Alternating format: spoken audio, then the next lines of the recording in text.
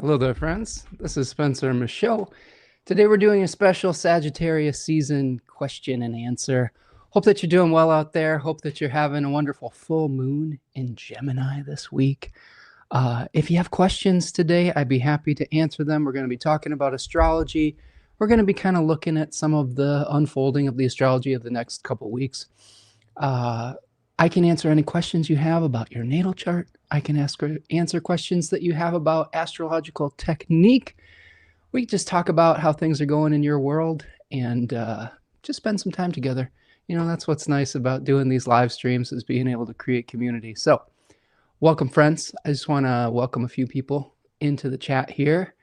We've got Dove Girl is here. It says, hey, Spencer, nice to see you, Dove Girl. Currently stopping in from the store. Let me know if your screen name, if your handle is different than your screen name was in the past. If this is someone that I should recognize in the chat, let me know. Dove Girl, if you've been here before and your handle has changed, I apologize because YouTube's been a little funky with things lately. But welcome, friend. Hope that you're having a great Friday as well. Glad that you're stopping in from the store, and hope everything's going well your way, my friend. Javiera is here. What's up, Javiera? Nice to see you. Javiera stopping in from the mobile version that we're doing here today. We have two different streams going, really. We have one that's on YouTube in the landscape mode, and we have one that's specifically designed for your mobile phone. So that's exciting. A number of ways to consume the Spencer Michaud Astrology Podcast. Javier says, Collingwood, Ontario, finally home. Nothing beats your own bed. Oh, I'm happy to hear that, Javier. I hope everything's going well with you, and glad that you're home and able to just kind of relax and recover from whatever challenges you've been going through. Leanne is here. What's up, Leanne? Says hi from the UK. Hope everyone is well. Nice to see you, Leanne. Hope you're doing well, my friend. And thank you for the support. I know that you've been supporting the channel recently through various means, and I really appreciate you being here today, friend. Okay, so a few announcements before we get going. We are doing a Sagittarius season question and answer today. If you have a specific question, do me a huge favor. Put question in all caps before your comment. That helps me to see it. If you want to purchase a super chat today, that helps me see it as well. All of these things can go and help out and make our production go smoother today. So a few things before we get started. What do you say? So you can find me over at spencermichaud.com, and I have a number of offerings for 2025, but into 2026. I might be rearranging some of those moving forward for the year ahead, but there are all sorts of ways you can connect and get a reading for 2026 and for anticipating any of the challenges and benefits that might be coming in the year ahead.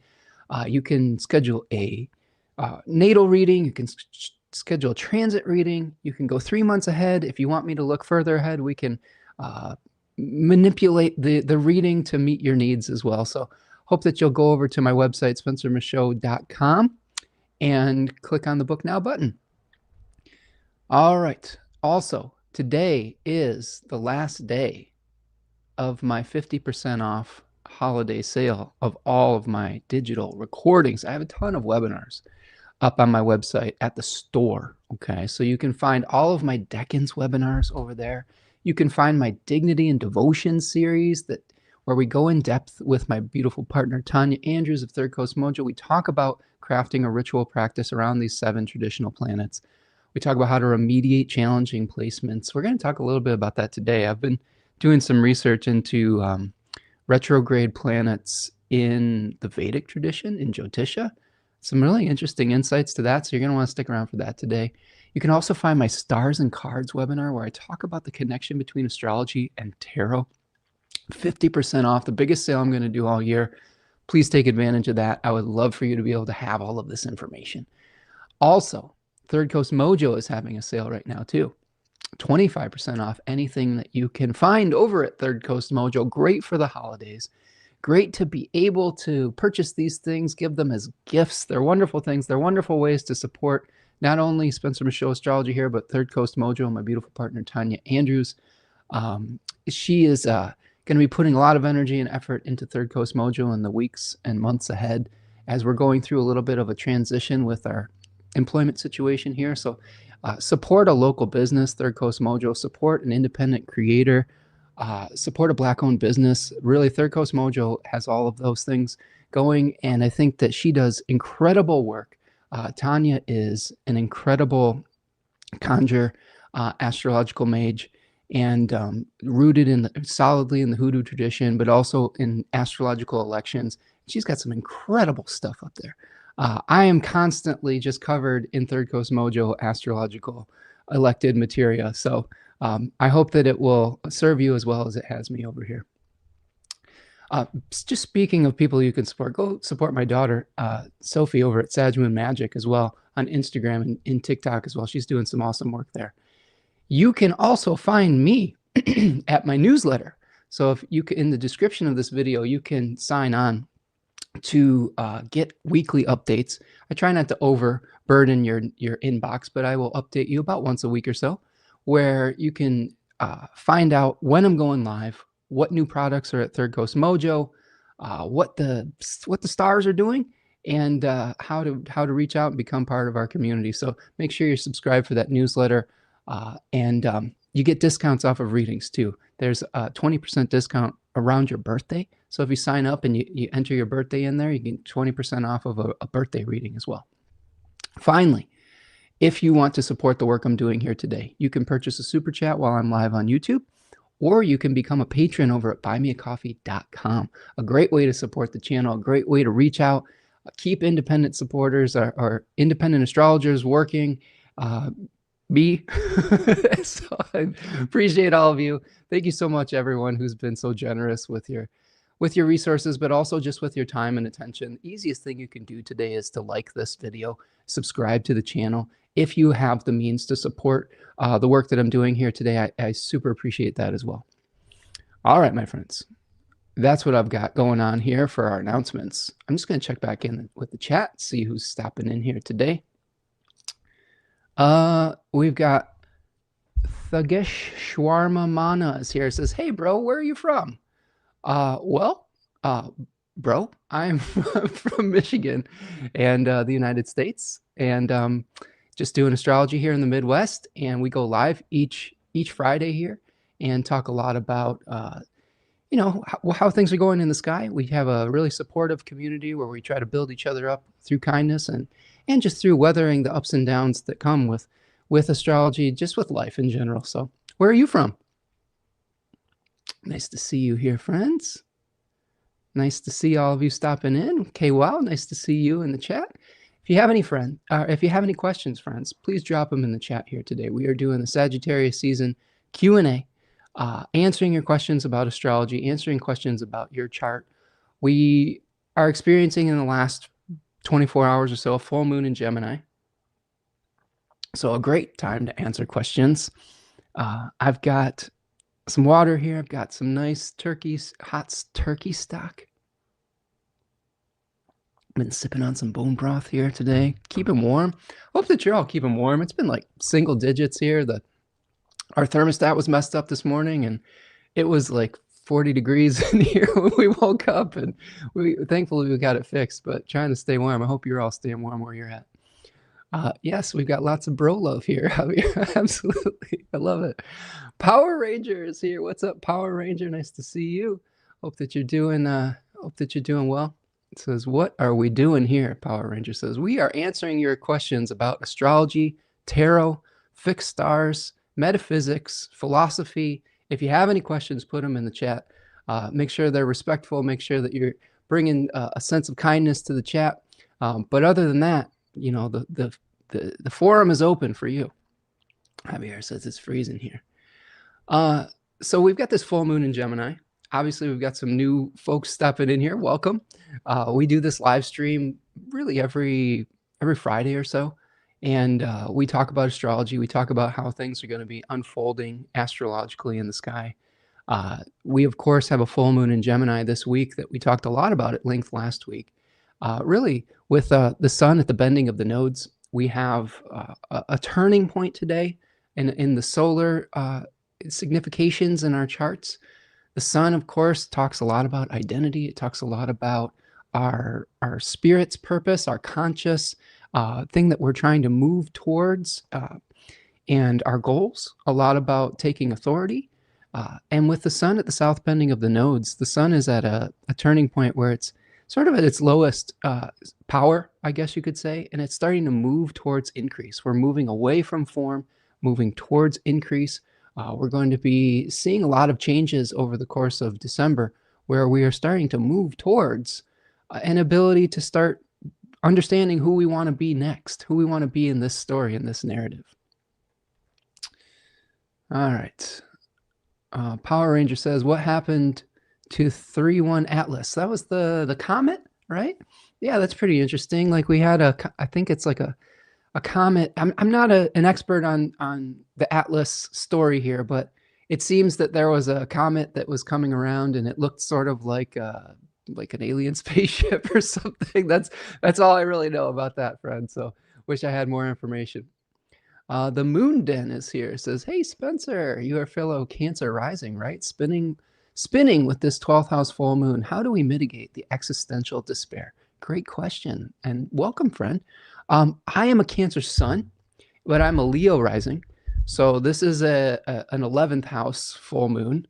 But as far as having this full moon in your 12th house as a Cancer rising, this could be one where you're just feeling like you really need to rest. You really need to have some solitude. It could be a lot of just thoughts of from the past coming up too. I think a lot of what we've been experiencing over this full moon is a revisiting of some things in the past that we want to let go of. The host of this full moon in Gemini is Scorpio, and it's the third 10-degree section of Scorpio. And what we get when we have the third 10-degree section of Scorpio activated is sometimes we can glamorize the past. What I've experienced over the past week and as the moon was becoming full was I was going back and I was having some memories about my mom. My mom passed away in 2022. She had cancer, and then she had a severe stroke and complications from that for a couple years afterwards. And the day after she passed, a beautiful butterfly visited me. And butterfly was one of the symbols that was really important to her. She was a Gemini sun, and she had a lot of butterfly, mercurial energy. And there was a butterfly that visited me the day afterwards as sort of a little spirit wink, right? And it was this beautiful, I believe it was called the mourning cloak or the mourner's cloak butterfly, which I thought was so appropriate. And then looking back on this week, I didn't really know what kind of butterfly it was, and I started looking it up, and I was like, wow, that's really cool. And the mourner's cloak is interesting because it's a black butterfly that has these beautiful yellow edges to it, like sunshine peeking through a mourner's dress, like someone who was in mourning but didn't really want to be. They wanted to just get it over with. And that sort of really resonated with me with my mom. My mom was someone who was really very sunny, a really effervescent personality, and I don't think she would want people to mourn super long. So that's sort of a long way of saying that we're revisiting things. We're revisiting things, but finally to really get some closure with it, I think, on some level. So that might be something that you're going through too. And with Cancer rising, you are experiencing that Mercury from the 5th house. So this could be something related to children, could be something related to your creativity, romance. Those are all 5th house significations. So take a look at what wants to be composted in your life, even if you have to revisit it temporarily, but try not to hang on to that old form and return it back to the earth, because we've got some really powerful new starts that are going to be happening in January. December is not really necessarily the month to push all your chips in to the center of the table and make that new start, but January is really powerful for that. So I hope that helps, friend. Let's see. So we've got the 3-1 Atlas. Hold on a second. Oh boy. Yeah. Appreciate you. So yeah, put your questions here in the chat. I hope I answered the Atlas question. Honestly, I don't have more information for you about 3L Atlas, or I'm not even sure that I'm pronouncing it correctly, but I expected a little bit of this, a little chaos today with the Gemini full moon. All right. So one of the things that we're experiencing here today, friends, is the Grand Water Trine. we're moving into the last grand water trine from the planets that are making a grand water trine to Jupiter, to Neptune, to Saturn. And Mercury is the last planet that's going to go through this. So if I bring up my chart and add it to the stage here. So here is what we're looking at with this chart. We've got, as I'm recording this, here we can see what we've got going on right now today. Here we've got Mercury, the host of this full moon, and is going through this grand water trine to Saturn, Neptune, and Jupiter, right? And all of these planets, Venus, the Sun, Mars, have all gone through this particular arrangement. And this is sort of the last one. Mercury's gone through, I think this is the third time because of its retrograde motion. So this is a really good time to just tie up those loose ends, to finally let go of something in your life that just isn't serving you anymore, and get prepared for those Capricorn Cazimis of Venus and Mars in the beginning of January. So we do this kind of, these planets will renew themselves in the heart of the sun. And Venus is a planet that is associated as the host with both Taurus and Libra. So in your natal chart, you look at these different houses and see where Taurus and Libra is falling and what topics are associated with that. We can go through a little run through of what topics might be associated with each house if people are interested in that. But and Mars is also going to be going through that renewal in the heart of the sun. And Mars is responsible for the Aries and the Scorpio areas of your chart. So multiple areas of life getting renewed in the beginning of January. So that's something to keep an eye on. Let's see. 3i Atlas. You guys are really into Atlas today, huh? There we go. Thank you. Okay, so it's not 3L, it's 3i Atlas. Interesting. Stephen the Jupiterian is here. Says, today is a fantastic day so far. Knock on wood. I hope so, friend. Nice to see you joining us here from sunny San Francisco. Maru is here. What's up? Hello, friends. Just joining here. Nice to see you. Hope you're doing well over there. I think joining us from Germany, perhaps. Hope everything's going well your way. Jody is here. Says, hi, friends. Tuning in from work. Happy Friday. Exactly.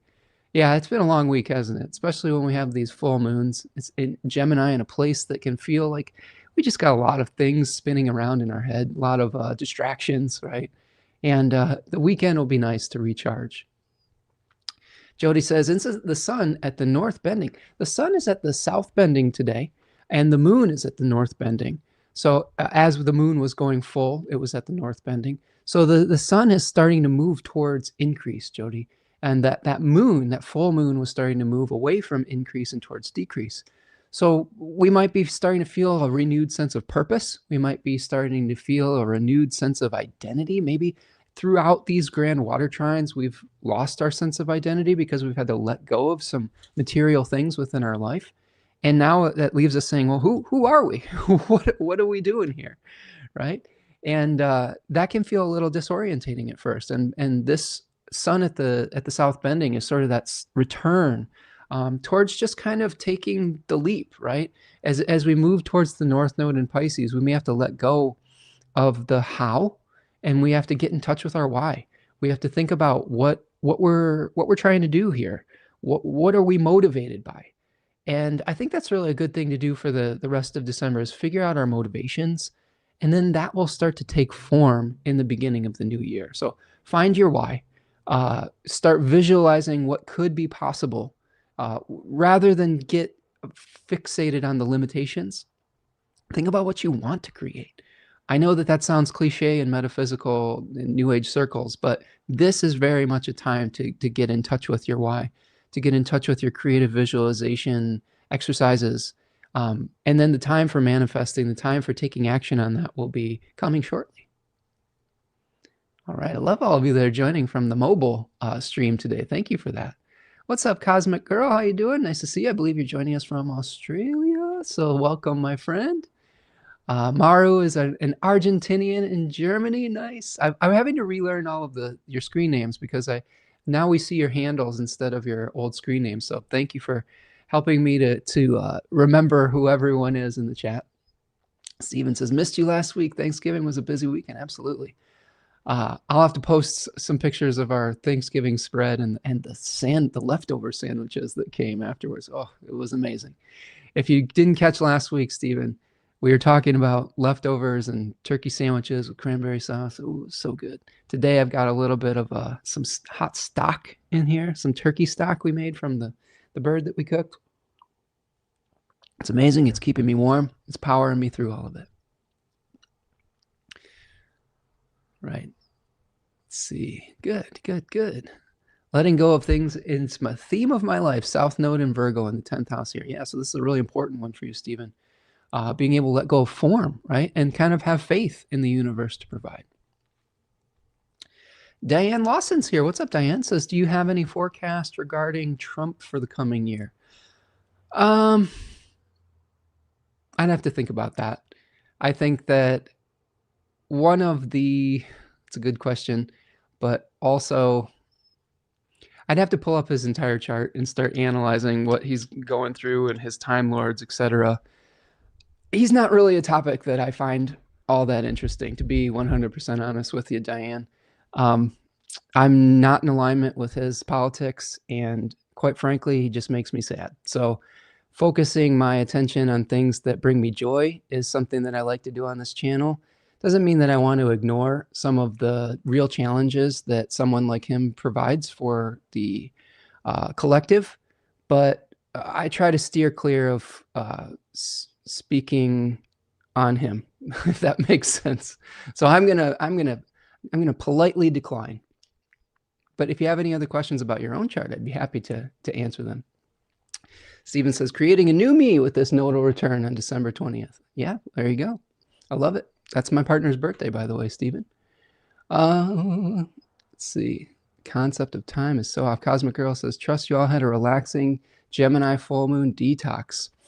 I don't know if you would call it that. I as a Cancer type person, I am pretty affected by the lunations. And what I have found with air moons in particular, if you have strong Cancer type placements in your chart, I find that the air moons keep you up at night. And it was a little bit of a long night, just with especially full moons in general, because our brains get activated, but the air moons in particular, and the Gemini ones, our thoughts, they just continue to race and race and race. So yeah, I hope that everyone had a good Gemini full moon, but we're able to get some peace within it as well.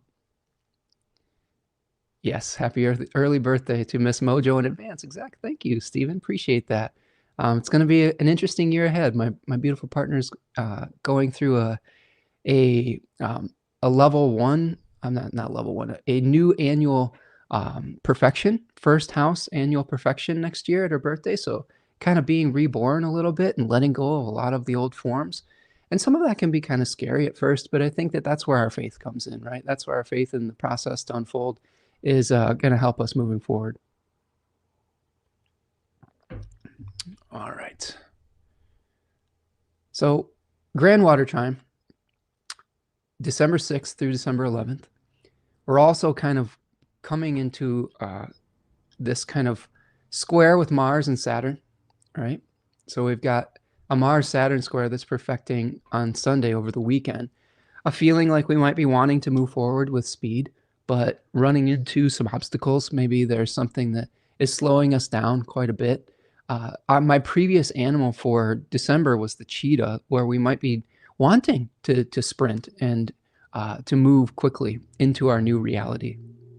But one of the cheetah's qualities is not just its great speed.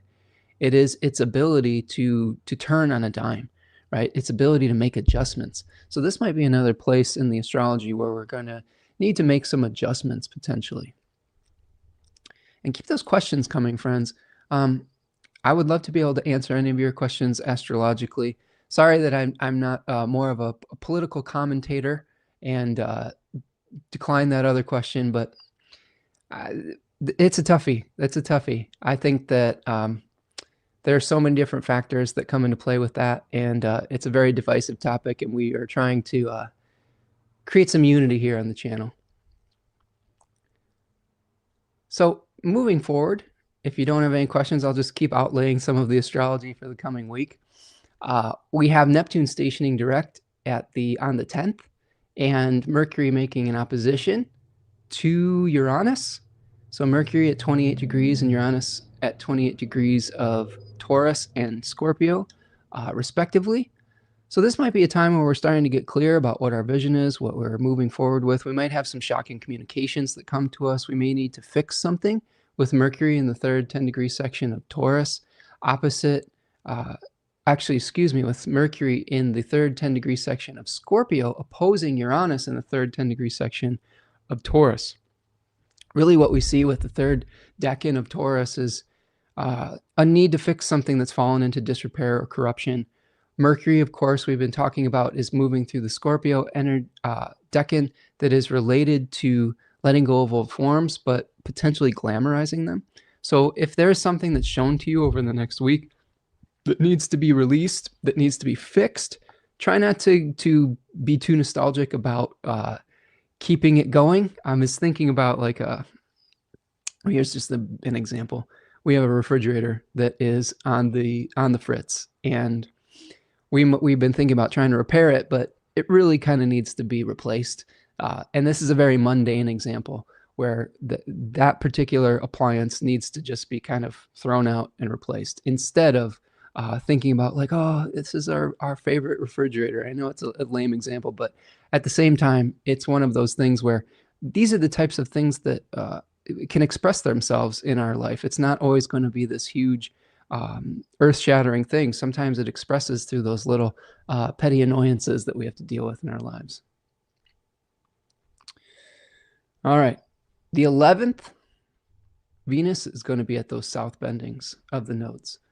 So Venus at the south bending, you can see here that we have Venus at 13 degrees of Sagittarius, squaring the nodes at 13 degrees of Pisces, and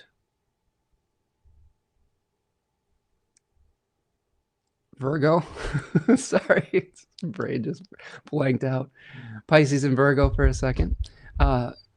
So all of the things that we were talking about with moving away from decrease in form and moving towards increase of meaning are going to apply to Venus over the course of the next week.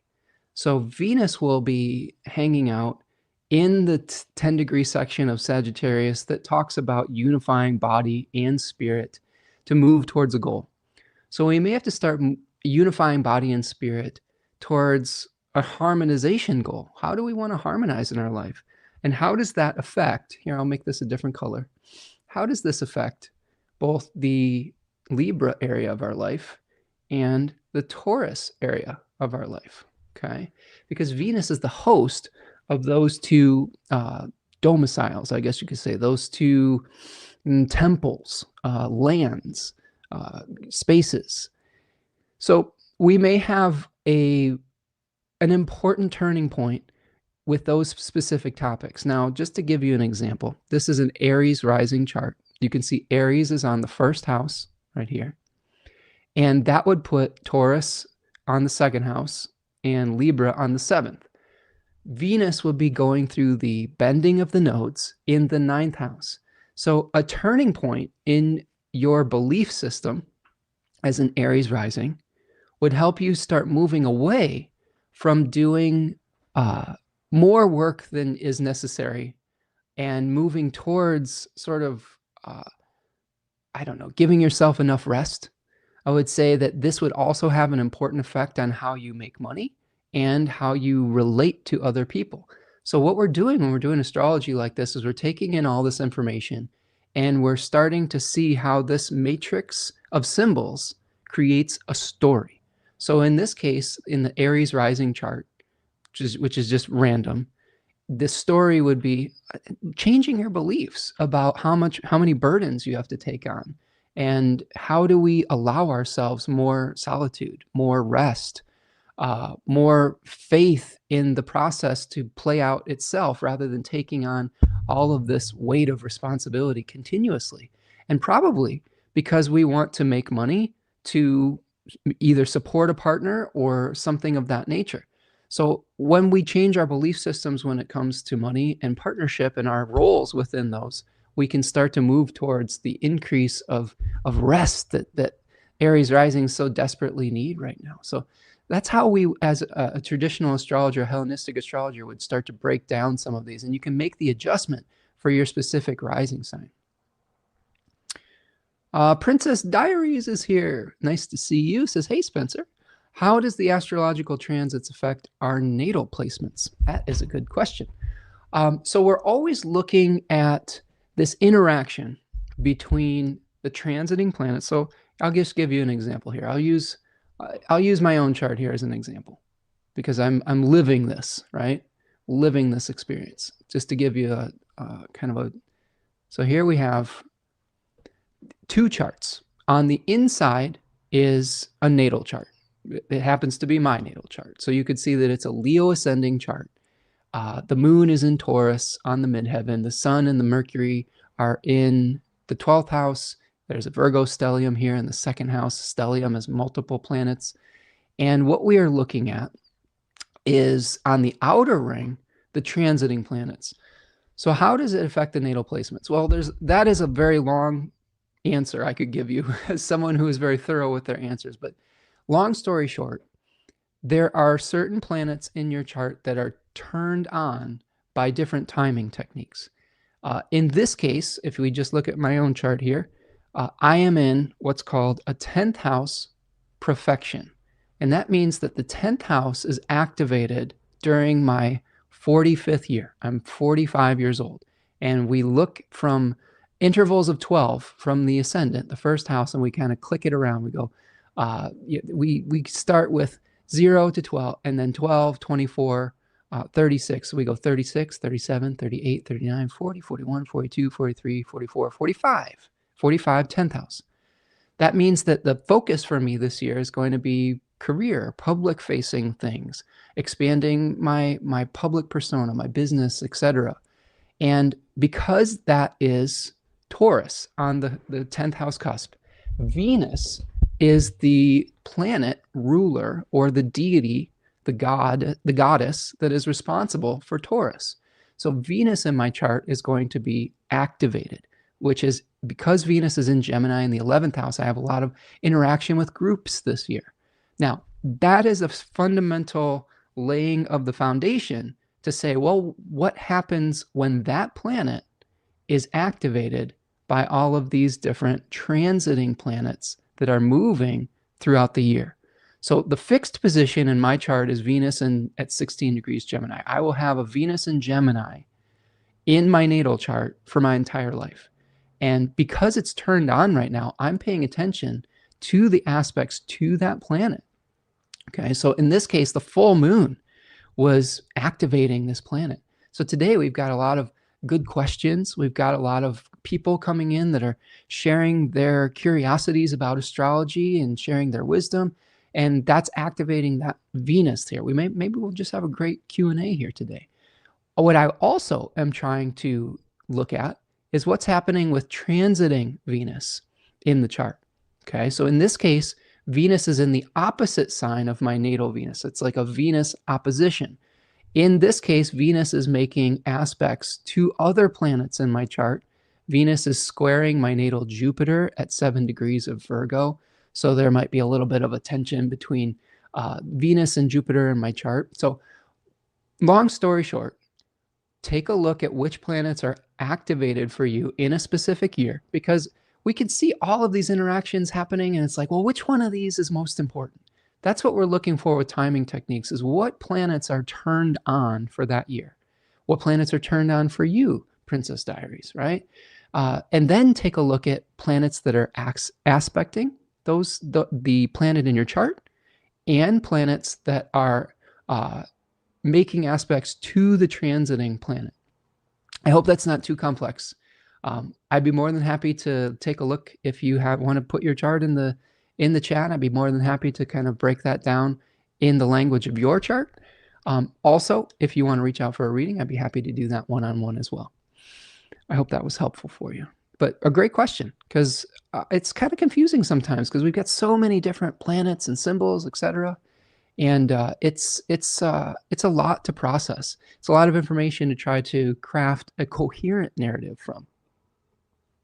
But that's why we study for years and years and years, to understand all of these symbols and have it become second nature. This is one of the things I like about studying, is I'm trying to study consistently so those symbols start to become instincts that I have when I'm looking at a chart. We keep studying for years and years and years so that when we look at a chart, all of that stuff starts to recall, and we can bring it up when we're working with clients, etc. It's not easy to do. It takes a lot of time and practice, but things worth doing are worth doing consistently over time. Margaret is here. Nice to see you. Margaret says, Margaret. Hey, Margaret. What's up, Margaret? Nice to see you. I didn't recognize your screen name there. Hope you're doing well, friend. Hi, Spencer. This is a question that moves beyond Sagittarius season, but just curious. Is there a specific outer planet transit in 2026 that is especially interesting to you, and why? That is an excellent question, Margaret. Yes, I will say, let's get back to the chart here. Let's take a look at one that might be especially interesting. First one is huge. There's a huge one coming up. Well, in the beginning of 2026, what we will see is the first week, all of these planets are going to be cazimi. And this is around January 6th through January 9th. And you could see both Venus and Mars conjoining the sun around the same week. That means that we're going to get a renewal for those topics in our life and be able to plant seeds for new structures in our life. So look at the Capricorn area of your chart, Margaret. You'll have to remind me your rising sign. I think it was Cancer or Gemini. I can't remember off the top of my head. But tell me what your rising sign is, and I will tell you what house topic that might be. That's the first one. Really the biggest, I think, thing that we're building to in the beginning of the year is the Saturn-Neptune conjunction in Aries.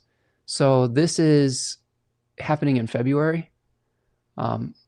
That's a really big one. So we're going to see Saturn moving into Aries mid-February, mid to late February, and conjoining Neptune. Here it is around February the 20th.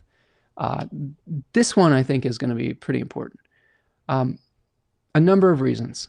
Saturn and Neptune are both sort of like outer planets, I guess you could say. Saturn, more a traditional outer planet. Neptune, more of a modern outer planet.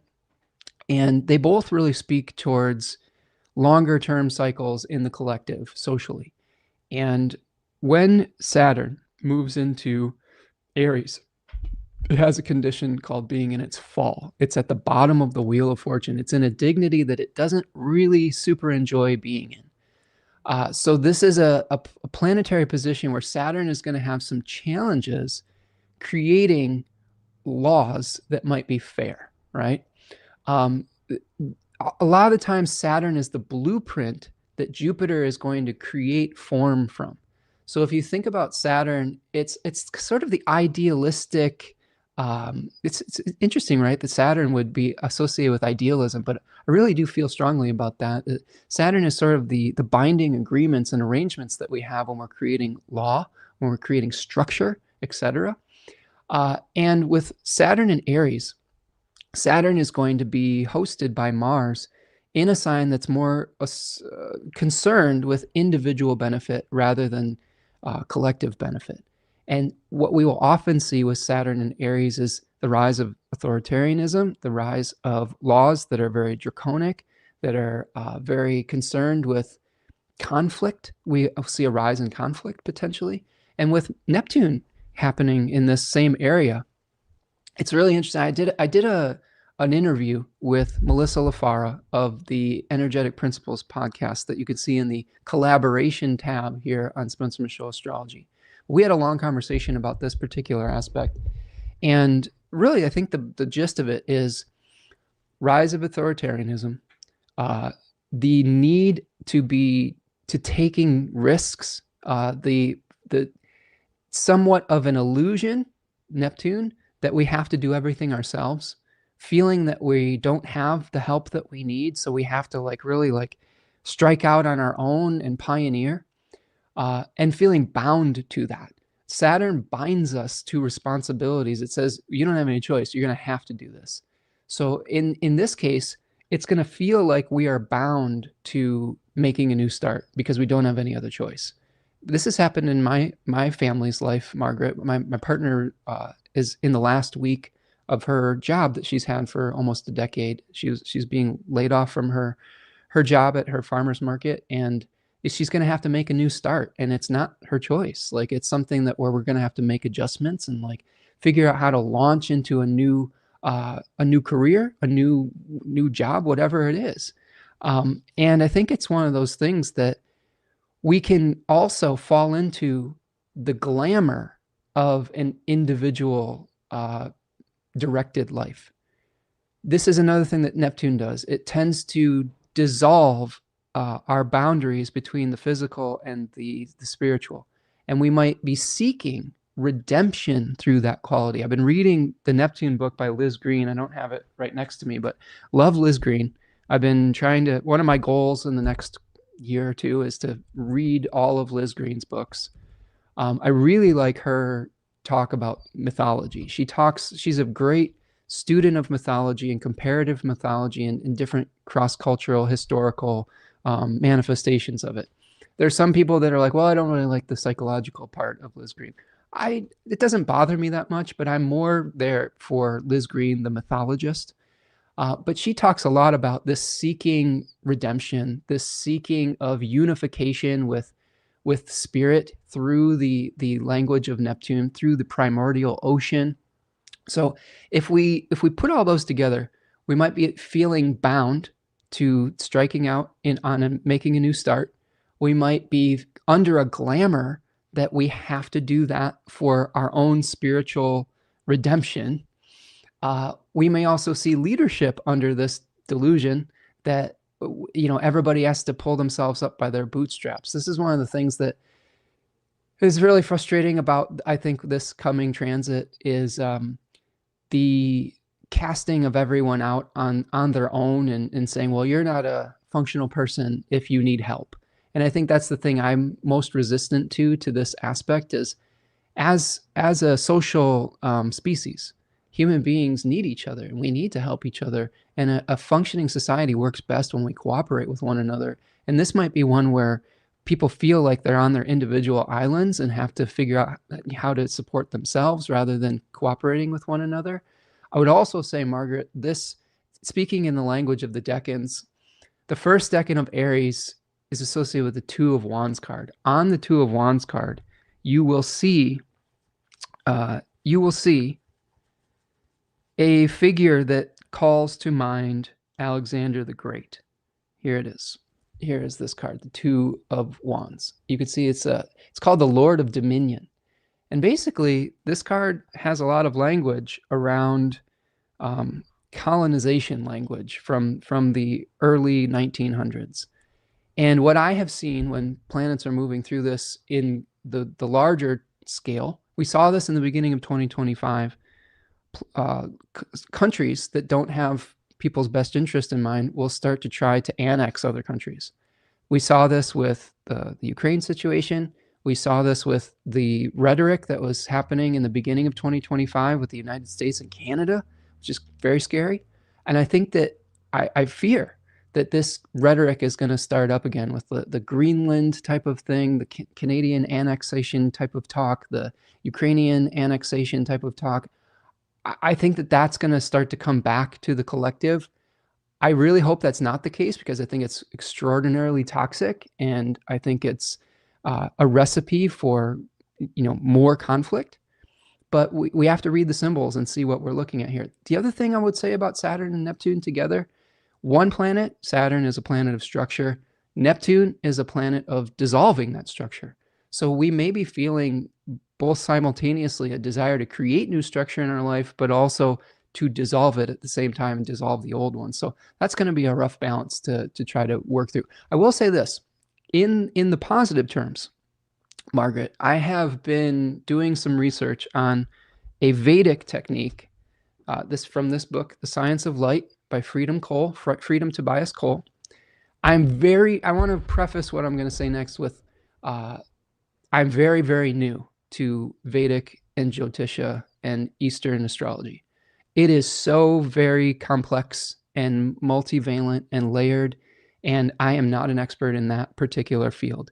But I was starting to think a lot about, someone had brought to my attention that certain planets and certain dignities, when they are retrograde, will start to act like its opposite sign. And I wanted to clear that up. And I found this in Freedom Cole's great book on page 67, where he talks about retrogression or vakra. He says, the geometry of different elliptical orbits of the planets and the Earth around the sun can sometimes make a planet appear to move backwards in the zodiac. This motion is only in relation to our view from the Earth. This apparent backwards motion shows that even what seems to be moving backwards is still evolving from a universal perspective. Retrograde planets become 3 times stronger to give their effects. When a planet is when a planet is direct, it is acting like the sun and the moon. When a planet goes retrograde, it is acting like Rahu and Ketu. It shows past desires that need to be fulfilled relative to the natural indications of that planet. Jupiter retrograde will give strong desires for children, wealth, or learning. Venus retrograde will give a strong desire for love and relationships. Benefics can become more beneficial when retrograde, and malefics can become more detrimental based on their nature in the chart. Now, here's what's important. When a debilitated planet, Nietzsche, becomes retrograde, it acts exalted, Ucha. This is called Nietzsche Banga. If I'm butchering these names, I apologize. Again, I'm very new to this tradition. The reversal of debilitation. When an Ucha planet is retrograde, it acts debilitated, Ucha Banga. Now, that to me is very fascinating for a number of reasons for this Saturn-Neptune conjunction. Saturn will retrograde in its fall in Aries in late July of 2026, all the way to December 10th of 2026. Now, I went back and I did some research because Saturn has just retrograded in Aries in 2025. It retrograded from July the 12th all the way to September the 1st, acting somewhat exalted if other conditions were correct. And I went back and I looked through my journal. I looked through what was going on during those times. My beautiful daughter, she does have Mars in Aries, and that was one of the secondary conditions for this technique to work, like having having that retrograde planet, fallen planet, being conjoined or aspected by its ruler in dignity. But my beautiful daughter, her TikTok account blew up, like on the exact day that Saturn stationed retrograde in Aries, sort of leading to what I would consider an exalted type of experience when that planet, which was supposed to be in its fall, was stationing retrograde. And there was a period of great good fortune for my family between July 12th and September the 1st, a great expansion of business. I got over 1,000 new subscribers here on the channel that came from her TikTok account. She got a lot of new business. My partner got a lot of new business for her Third Coast Mojo account. My partner and I were going out and doing some things that we hadn't done since the beginning of the pandemic. We were kind of masking up and going into the movie theater and going into some dates and things like that. So it was really fascinating to me to see that there was really good fortune coming around that period of time. So I guess that's a long way of explaining that if you're feeling nervous about the Saturn-Neptune conjunction in Aries, how do we reconcile that retrograde period where it could actually be bringing some very positive fortune from July the 26th to December the 10th? So I want you to keep an eye on that date, because I think that there's a possibility we could be seeing some really positive manifestations. I would also test this out with other planets as well. Mercury is going to retrograde in its fall in Pisces from late February to, I believe, the mid to late March. Okay, so another opportunity for Mercury to start acting exalted and bringing us good fortune potentially. So I hope that was helpful, Margaret, and interesting for the rest of you. Let's see. Wow, we got a lot of, I love this. So I'm going to go through the chat here.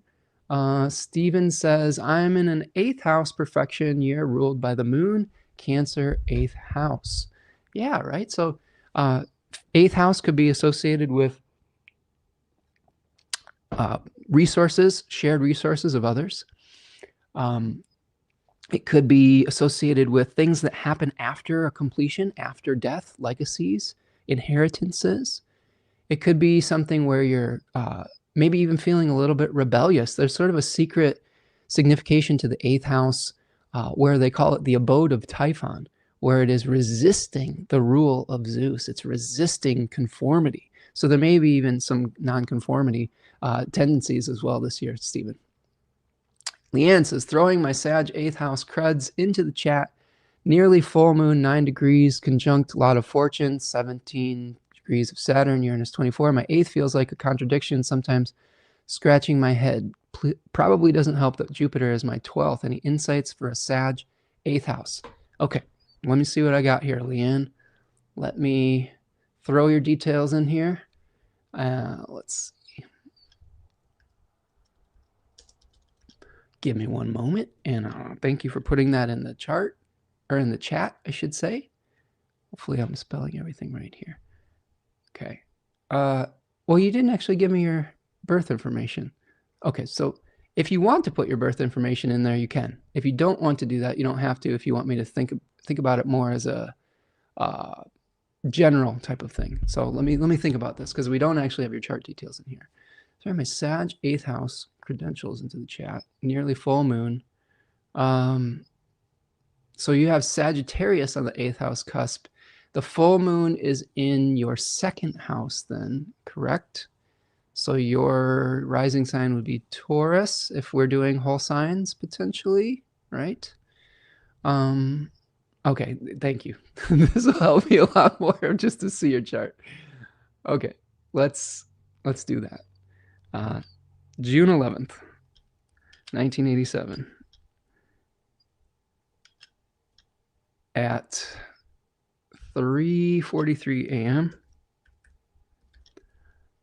And thank you, Margaret, for the positive feedback on the last answer that we had there. I appreciate you being here, friend. And I hope everything's going well your way. Margaret is an excellent poet. Go check out her poetry if she wants to put some information about where you can find her poetry. She's a very talented writer, so go support her. Okay, so we've got, here's Leanne. Okay, can we see this on the chart? Now we've got 27 degrees Taurus with Venus conjunct the ascendant, Leanne. Is that correct? Are you seeing the right chart on here? Looks right to me. So here we've got, let's put the, now Leanne, do you have let me go back and see, I'm going back. So are you more curious about your natal placements, or are you more curious about this particular full moon? Either one is fine. I'll answer whatever we're looking at here. So what I'm noticing right away, let me see. Leanne has the sun in Gemini, the moon in Sagittarius, sun in Gemini, 2nd decan, okay?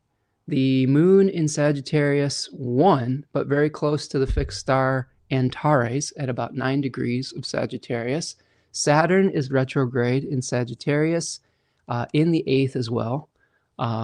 She has a 3rd decan Taurus rising with Venus there, very powerful. Venus is the ruler, so Venus conjoining the ascendant is a very powerful position for that planet. So the ability, really, I think one of the strengths that Leanne might have is the ability to remediate challenging situations. I'm guessing maybe you'd be really good at work, not just artistic work with Venus conjoining the ascendant, but fixing problems, fixing things that people come to you and say, hey, Leanne, I need some help harmonizing this. This has been a real problem for a long time. This has fallen into corruption. Can you help me restore harmony to that? I'd be curious as to what you do for a living, Leanne. But with Taurus on the ascendant in that remediation phase, and with the midheaven in Capricorn 3, with Saturn, I mean, this almost looks like, I don't know, like a tax attorney or something like that. Someone who like works with other people's money. somebody who is trying to help them fix debt problems, something of that nature. Let me know if I'm anywhere close with this, but that's what I would say with like having the ruler of the midheaven in the 8th house, share other people's resources, but also with your ascendant as someone who would be able to fix things for people. She's got Mars in Cancer and Mercury in Cancer conjunct 2nd decan in the 3rd house. All right, so you're asking about this 8th house specifically with the 12th house ruler. So here we're looking at Leanne's 8th house. It's ruled by Jupiter. Jupiter is providing resources from the 12th. It's at 22 degrees of Aries, okay? And having a ruler of a particular house in the 12th can be a challenging position. Let's just break down what Jupiter in Aries 3 might be asking of you. Jupiter is a planet that asks us to take conscientious action to create honor and merit within our lives. It's a planet of belief. It's a planet of law. It's a planet of religion. It is also something where we take actions that can bring us good fortune. And what Jupiter is asking, I think, in the 3rd decan of Aries, is for you to utilize your humor and your charisma to win people over to your viewpoint. That decan is a Venus-ruled decan that talks a lot about charm, sex appeal, those types of qualities. Like think about Marilyn Monroe. Like I believe she had a really strong placement in this particular decan. And she had this ability to win people over to her side through all of those charismatic qualities.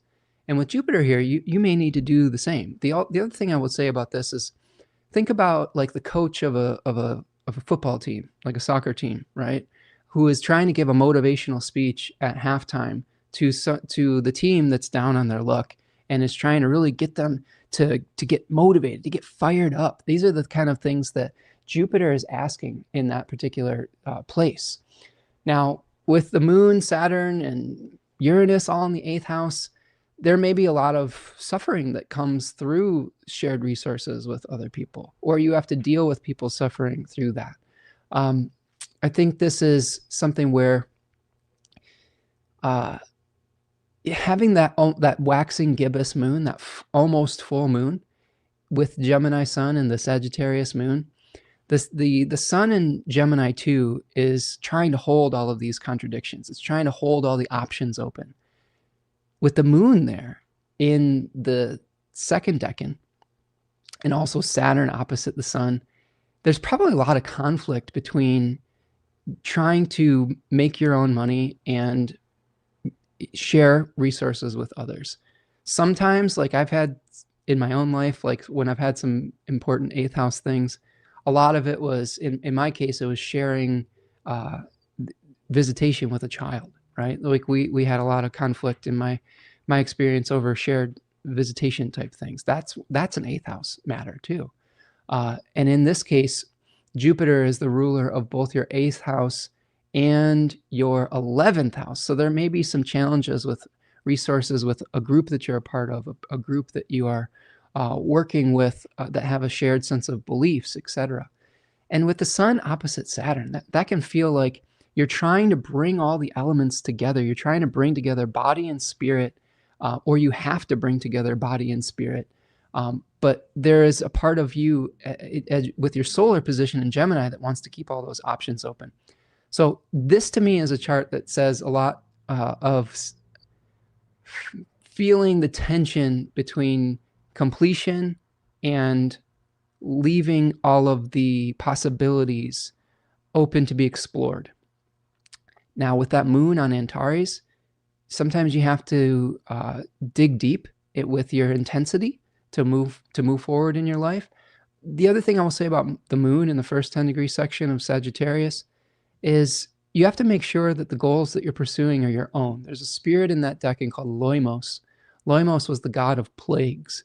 And the god of plagues speaks towards a contagious enthusiasm, right? Contagions. But I will say that one of the things that Austin Coppock talks a lot about in his excellent seminal book on the Deccan's 36 Faces, is you have to be very careful of becoming a parasitic host for the goals of other people. With the moon here representing the third house, this could be neighbors and siblings, right? This could be something where you're sharing a lot of resources with a sibling, especially with the Gemini sun. I don't know if you're a twin or not, but oftentimes you'll see that play out as well. But this is a placement where you have to be really careful of becoming that vehicle for someone else's vision. So Leanne, what I would say is get really clear about what your specific vision is. See if you can bring together all of the spiritual and physical elements for success. Try not to get too attached to leaving all of your options open, and then utilize. Don't be afraid of, because with Jupiter here, you might be afraid of your charisma, your humor, etc. With it being placed in the 12th house, it could be a hidden part of you. Don't be afraid to use your humor. Don't be afraid to use your charisma. Don't be afraid to use your appeal to win people over, and start pursuing your own vision rather than getting caught up in someone else's. I hope that helps, friend. Okay, I'm going back to here. So, right.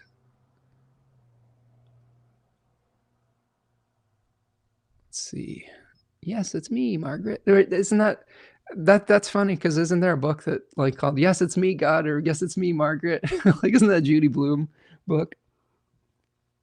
It's funny, but I digress. Let's see. So we've got some fellow Jupiter in the 12th here, so waving to each other. I love it. Love it. Margaret's Cancer rising. Okay. So Margaret, this full moon for you is in the 12th, so make sure you're resting and not overburdening yourself with work at this point. Javier says, I feel like my whole life is different at the moment. Goodness, everything is different. So many changes, right? Cosmic Girl says, 4th house annual perfection, Cancer, Uncle Jupe, and the moon has helped me expand into esoteric practices, altars, and working with the wheel of the year. Absolutely enjoyed adorning my altar, having noted my spirit of fortune in the 4th. I love that.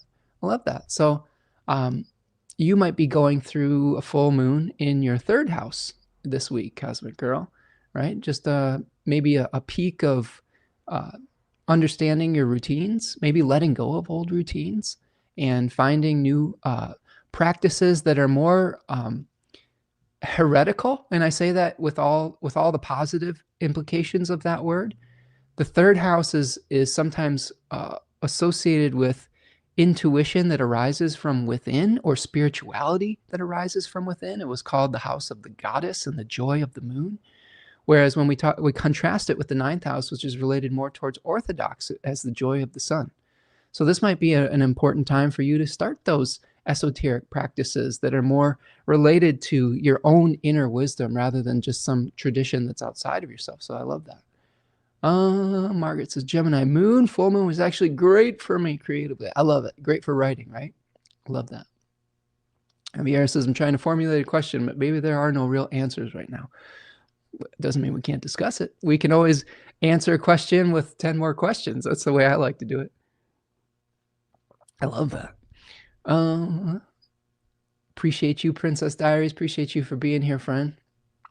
Steven says, part of spirit is in my 11th house of Libra, part of fortune in Pisces. Okay, sounds good. Margaret says, great answer. Thank you. Appreciate you, Margaret. Okay.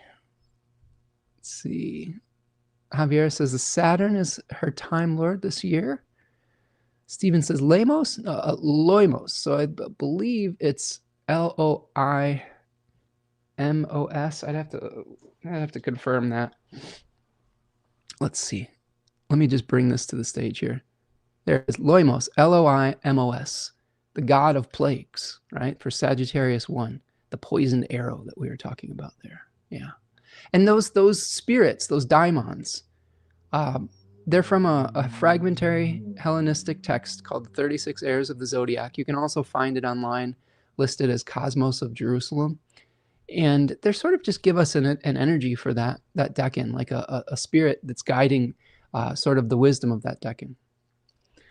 Leanne says, I have a degree in fashion. Okay, Venus on the ascendant, but I did work for local council in the housing department. I'm currently caring for an elderly planet. Thank you, Spencer. You are spot on. Perfect, Leanne. Yeah, right. Caring for an elderly person in your life, like that's definitely an eighth house, shared resources and challenges and finding your own way and vision throughout all of that. And that is a really great service that you're doing, Leanne. There's people need us. Watching our parents go through these things is really tough. I watched my mom kind of deteriorate through after post having a stroke, after a cancer diagnosis and a double mastectomy. She had an aneurysm and was left very disabled. And she eventually passed away from those complications, but it's never easy seeing our parents age, and it's a really good service that you're doing. And I think that that is a meaningful purpose, right? And it's temporary too. It's not a permanent thing. And I think eventually some of that freedom will come back to you. But I would also say, depending on your relationship with your parent, maybe it's a little fraught with peril with having Mars and Cancer. But enjoy all those moments if you can. Enjoy every moment, because you never know when they're gone, when they're going to leave. Margaret, are you there, Spencer? It's me. Perfect. Love it. That's right. Margaret says, okay, I think I might have a recurrence transit for me. I was born on a full moon in Gemini. Well, Margaret, there's probably some interesting things coming out with with all of the inspirations coming out at the full moon. Complicate is here. What's up, Complicate? Nice to see you. It looks like you're is this I like this profile picture you have. It looks like we're inside of your laundry machine, your washing machine. I love it. Devin is here. What's up, Devin, aka Selene's Gateway? Nice to see you. Nice to converse with you over the past week or so as well. Devin, I was kind of confirming with Devin some of my thoughts about the the fallen retrograde planet. I thought he might have been someone who had turned me on to that.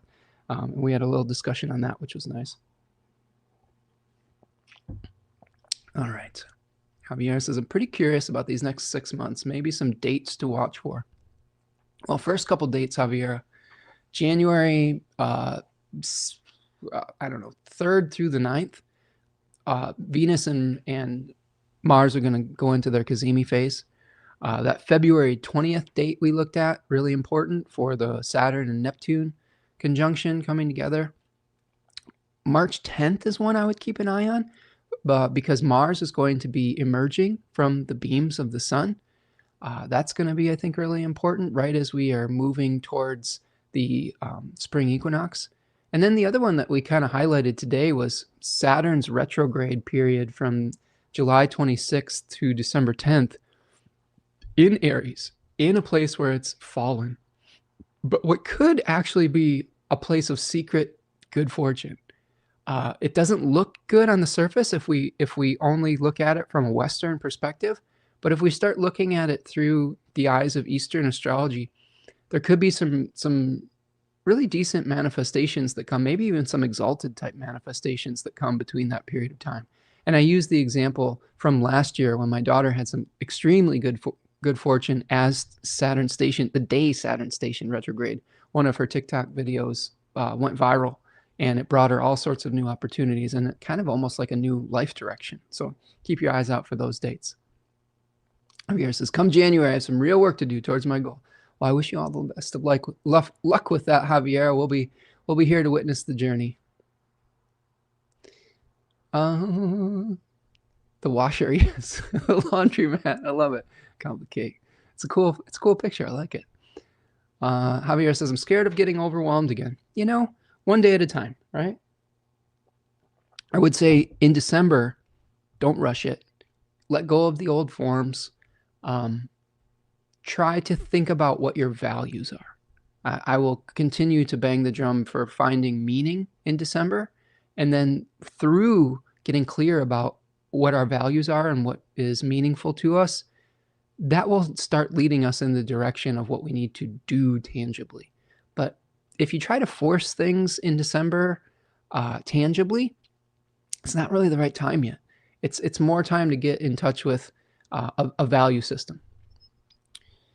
Chinatown Hilton is here. Says, my Neptune in Scorpio is transiting.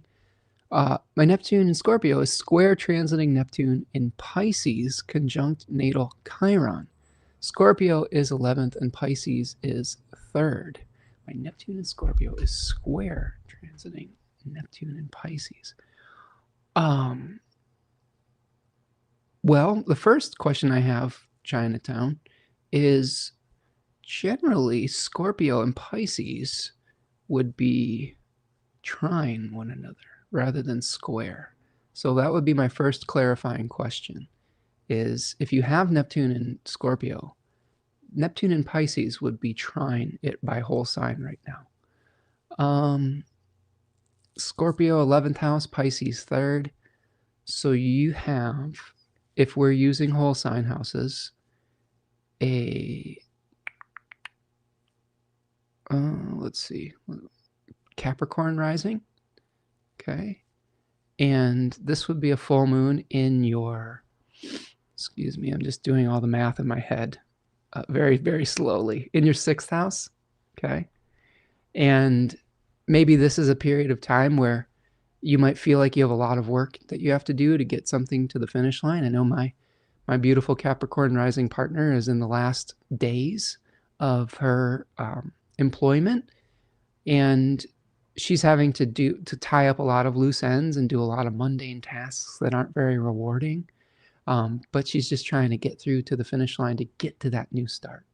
So this might be something of what you're going through too, with the full moon in Gemini, in your 6th house, just trying to get through to that finish line. And it might be really unrewarding, hard work. But I think that the new start's coming for you pretty soon, especially Chinatown with the Venus and the Mars Cazimi that's happening in the first week of January in your 1st house. It could feel like a whole new you. So I guess hang in there and to the beginning of the year, because things are going to look a lot different for you by that time. Javier says, you're right. My father is coming to Canada December 19th. I need to make okay just to rest. Yeah, there you go. And that'll be a great meeting, I think, right? It's always nice to have the support of our family, especially if we haven't seen them for a long time, because I know that your family is in various parts of the world. Yeah, just enjoy that visit. Enjoy the support that comes with that. And maybe the two of you can put your heads together and figure out solutions for creating stability in your life, right? Being able to take care of all your responsibilities and to do it in a way that's not going to overwhelm you or burn you out. Those are I think those are good things to consider. And like I said, one day at a time, and being able to ask for help when we need it is a really important quality of humility. So I think that you've been doing the right things the last few weeks, and you know, it sounds like you were getting the help that you needed from your overwhelm, and that's going to lead you in the right direction. Chinatown says, yes, thank you. All right, appreciate you, friend. Steven says, this Sagittarius rising for the first time ever in my life. I do feel like I am in a revolutionary moment or rebel. Yeah, I mean, this is a pretty important full moon for you, Steven. This is one where you're having a full moon in your 7th house. So maybe a peak of contradictions between you and a partner, potentially, with Sagittarius rising. Mercury's in the 12th.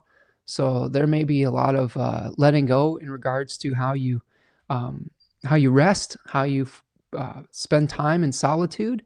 There might be something where you're having to let go of a solitary existence and start moving more towards partnership or something of that nature coming for you around. All right, friends, let's take a stretch break. Stretch it out. These are great questions. I'm loving answering all these questions. So keep them coming. I think I can hang out for another maybe 30 minutes or so, but take a stretch, like the video, subscribe to the channel. Thank you so much, everyone who comes each week. And thank you for all of the new people that are showing up in the chat as well. It's always nice to see some new faces, and please don't be shy if you're listening. I love being able to meet new folks. Tell me your name if you feel comfortable. Tell me about your chart, and if you have a question, I love answering questions. I actually love answering questions more than I like dissecting just random chart placements, like statements. So if you do want to state something about your chart, ask me a question about it, and I'd be happy to add some more insight. Ani is here. Thank you so much for the super chat, Ani. Appreciate you, Ani. Thank you so much for your support. And yeah, folks, if you want to contribute to the chat today, you can do a little super chat like Ani did here. And it really does go a long way to helping me continue to do this work and spend time and be able to justify the time, I guess I would say. Time is, we know that we're always trading time for money. We're always trading time for sanity. We're always trading time for things. And it does make it a lot easier for me to do this work with all the donations. So I appreciate you, friend. Yeah, thank you, Stephen. Okay, so the other thing that we're going through here as we move forward, first of all, if you have any more questions, just stick them in the chat. I'm kind of here to answer all the questions today. Yeah, Devin says time is sacred. It is sacred. And it is, I would say time is my love language, Devin. If you're familiar with the concept of love languages, sometimes people are acts of service, gifts, quality time is one, touch is another. I don't know how, there's definitely overlap with all of this. But I think for me, quality time is my love language. And for me, showing my love for all of you is spending time with you. And because my time is so precious to me. And I think that when we go through this kind of these exchanges, we have to feel like, oh man, how do we continue to make the time, right? And if it was up to me and like capitalism wasn't a thing, I'd just spend time with my friends talking about astrology and sharing wisdom. And for the most part, I kind of do that.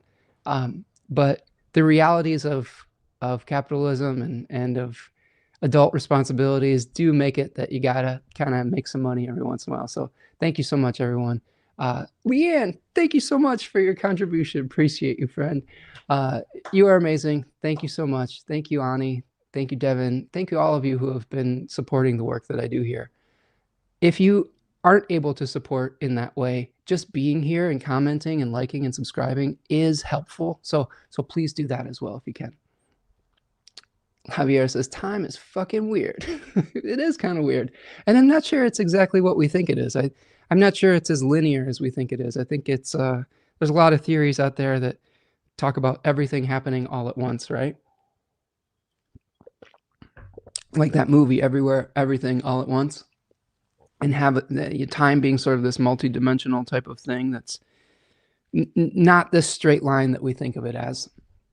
I tend to agree with that, but we definitely do experience it in various ways, sometimes very linearly. Stephen says, Venus and Pisces is an interesting love language for me, especially with it being in the beams of my sun and Pisces in the 4th. So tell me more about that, Stephen. What is it, what might that translate to? Like Venus and Pisces could speak towards wanting to merge, excuse me, emotionally with somebody, maybe wanting to share a belief system with somebody, wanting to share a very warm emotional experience. I'd be curious as to how that might translate to the 5 love languages. Ani says, so the theory is that a retrograde fallen planet is less debilitated. Yeah, that's kind of the really interesting astro theory of the day. There was an astrologer. I thought it was Devin, so I reached out to Devin. Was like, were you telling me about retrograde planets maybe having sort of a secret, dignity? And he might have been the person, but we had a nice long conversation regarding.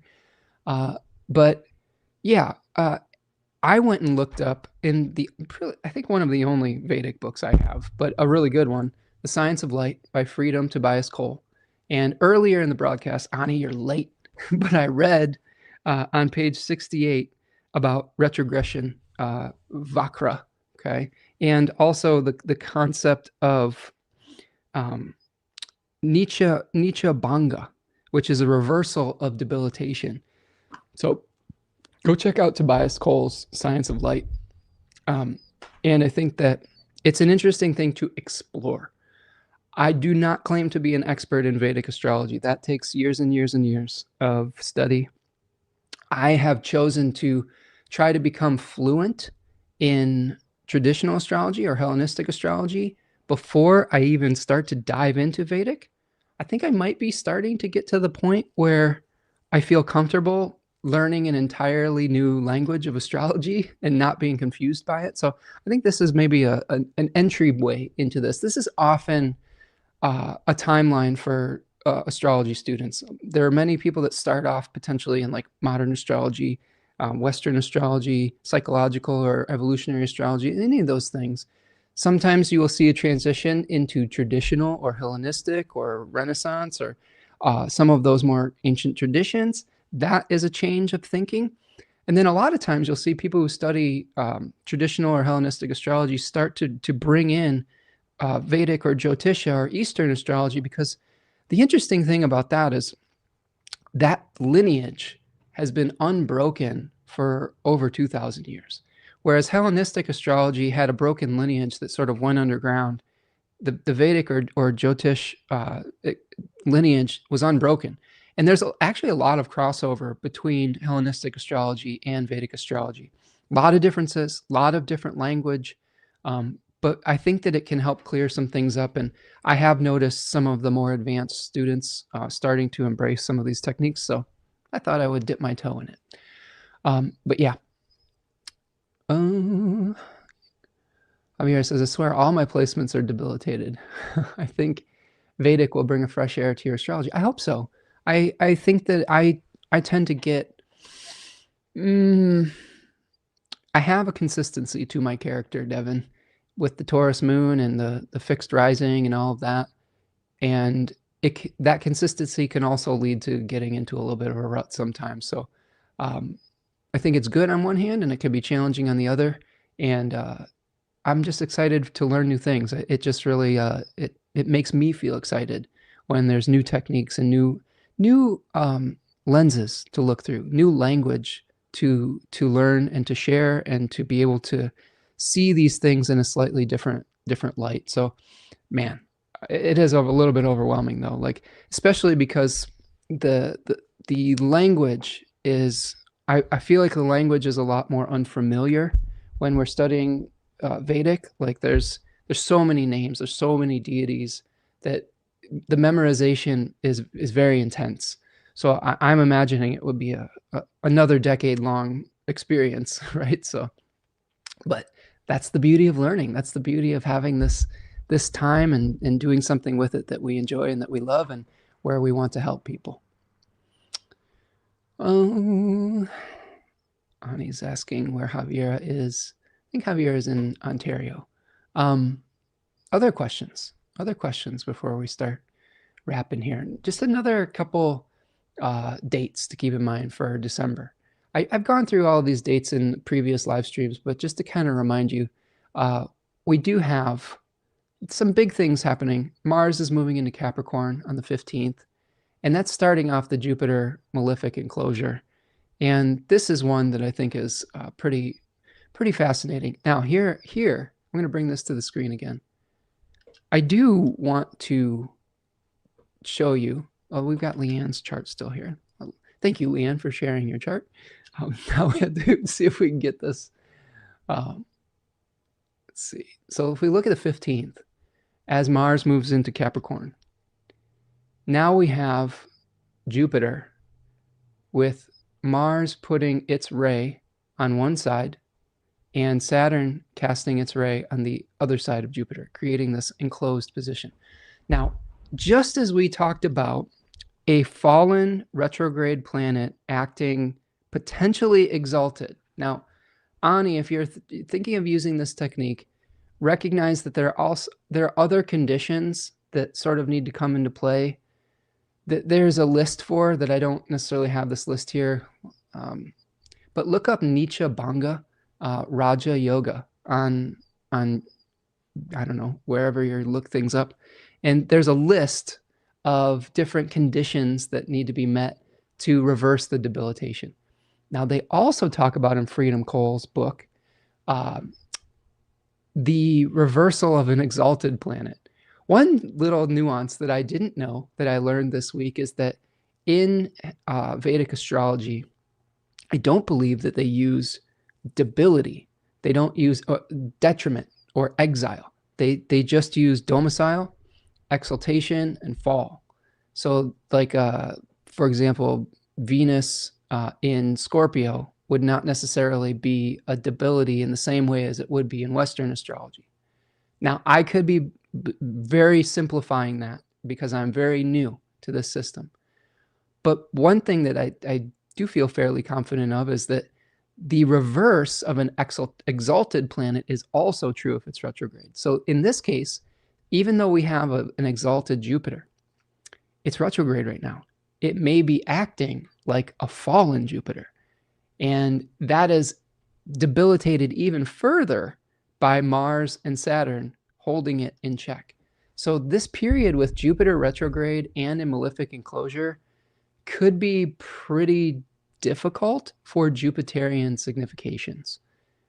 Luckily, it's temporary. I believe that Jupiter stations direct at a very similar time that Mars emerges from the beams, around early March. So I know it stations direct at 15 degrees of Cancer because it's stationing direct exactly conjoining my natal sun. So this period of time between December 15th and January 7th could be particularly challenging for Jupiter stuff, but it could also extend into early March because of the retrograde shifting of dignity. Now, what does that mean? Well, Jupiter is hanging out in a decan of Cancer that's associated with scarcity and the contrast with surplus. Like what do we do if we have more than we need? What do we do if we don't have enough? Does our abundance take away from someone else? Does our wealth create poverty in somebody else? Those are questions that where third decan Cancer is very concerned with. Jupiter there would love to be able to create a situation where we benefit without someone else suffering. That may be challenging with this retrograde malefic enclosure. We may feel like we're trying to increase our prosperity, and it may feel like someone else is having to lose something because of that. It's not an easy thing to answer. It's not an easy question to answer. I'm feeling this myself. Yeah, Ani says, baby, gotta eat. No need to justify, right? Yeah, Ani says, I'm being frugal to get some of Tanya's materia. Thanks for always showing up. Appreciate you, Ani. Yeah. And Ani, this is an important question that's going to be coming up for both Tanya and I moving forward in the months ahead. Because we're losing really the main source of our income. My partner's job was a main support system for our family and for all of the bills and the home that we live in. We are going to have to think about how to increase our prosperity, and it may need to facilitate changes in not only her way of doing business, but my own, which is frustrating for me. I will, if I'm going to be 100% honest with you, I have Mercury in this decan retrograde, and I'm very acutely aware, maybe even to my own self-undoing with Mercury in the 12th, that my prosperity sometimes comes at the expense, or can come at the expense of someone else. So that's going to be, I'm going to be living this Mercury, this Jupiter malefic enclosure, because there's a necessity in our life to make changes where we really need to the exchanges that we have need to start manifesting material income. If I'm just being flat out blunt about it, I'm going to have to start trading more of my time for actual money rather than just for the good feeling that I get like doing astrology or connecting with my community. Don't get me wrong, it's my favorite thing to do. But the reality of the situation is that some changes will have to be made with that. And it might be painful as an individual to try to brainstorm on how to do that and stay true to my ethics and my integrity. So that's where my experience of that Jupiter malefic enclosure, I can see it coming, because sometimes desperate times call for desperate measures. When you're facing the possibility of like, oh boy, I don't know how we're going to pay our mortgage in a couple months. Like, you just kind of have to figure some shit out. And if astrology doesn't pay the bills, then something else will have to, and that's always kind of painful as well. So, but I think that this is an awesome community, and it's a generous community, and I'm someone who wants to be able to keep this information available to the most amount of people possible. But we may just have to make a few adjustments here and there so that Tanya and I aren't out on the street in a couple months, because we can't do any live streams if we're homeless. You know what I mean? That I'm being hyperbolic, but the point stands, is that to be able to do this work, you have to take care of the goose that is, hopefully laying some golden eggs. You have to take care of your body. You have to take care of your own needs, so that you don't just burn yourself out, and then you can't give. You can't give from a place of complete lack. And we should all consider that during this Jupiter malefic enclosures. You have to take care of yourself to be able to provide services and resources for your community. If you're doing so at your expense all the time, it's just not sustainable, especially if a circumstance changes. Ani says, Devin, where'd you hear this from? Austin? Yes, I'm going to speak for Devin if he's not here, but I think Devin has been studying with Austin, and there's a lot of techniques that we've been talking about that have come through that program, which is excellent. Leanne says, I'm sure I heard somewhere that in Vedic astrology, if the ruler of a bad house is placed in another bad house, that is sort of a reversal too. I shall dig around and see what I can find where I read it. I would love to hear. Yeah, tell me more, Leanne, because again, I'm still learning about that specific tradition. And Austin's a great example of this. Austin's a great example of someone who is really well versed in psychological astrology, but then started really diving into traditional and Hellenistic and Renaissance astrology, and now is starting to incorporate Vedic and Jyotisha into his practice. And he's a decade ahead of me. So I'm a decade behind the Chris Brennans, the Austin Kopics, the Adam Ellenbosses. They started 10 years before I did. So maybe this is a natural progression for folks like us that are really just never satisfied, right? And want to keep learning. Yeah, let's group hive mind it and see what we can come up with. All right. Let's see. Ooh, some great comments here. Ani says, I have the ruler of the 6th and the 12th, and she's busted. Yeah. Let's see. Yeah, we'll have to, there's so many nuances with that, right? Let's see. Okay. Yeah, Devin may have popped in and out here. Stephen.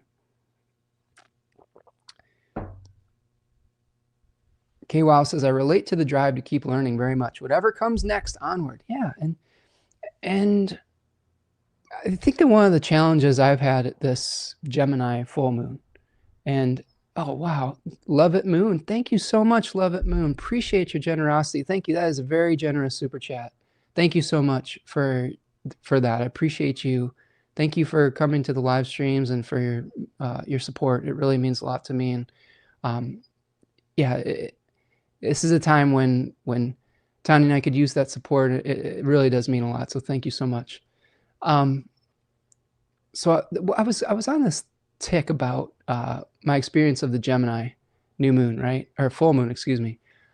I think my experience this week was like, I've got this, I'm a book collector, and I've been collecting books, astrology books I've really intensely been collecting astrology books since about 2017.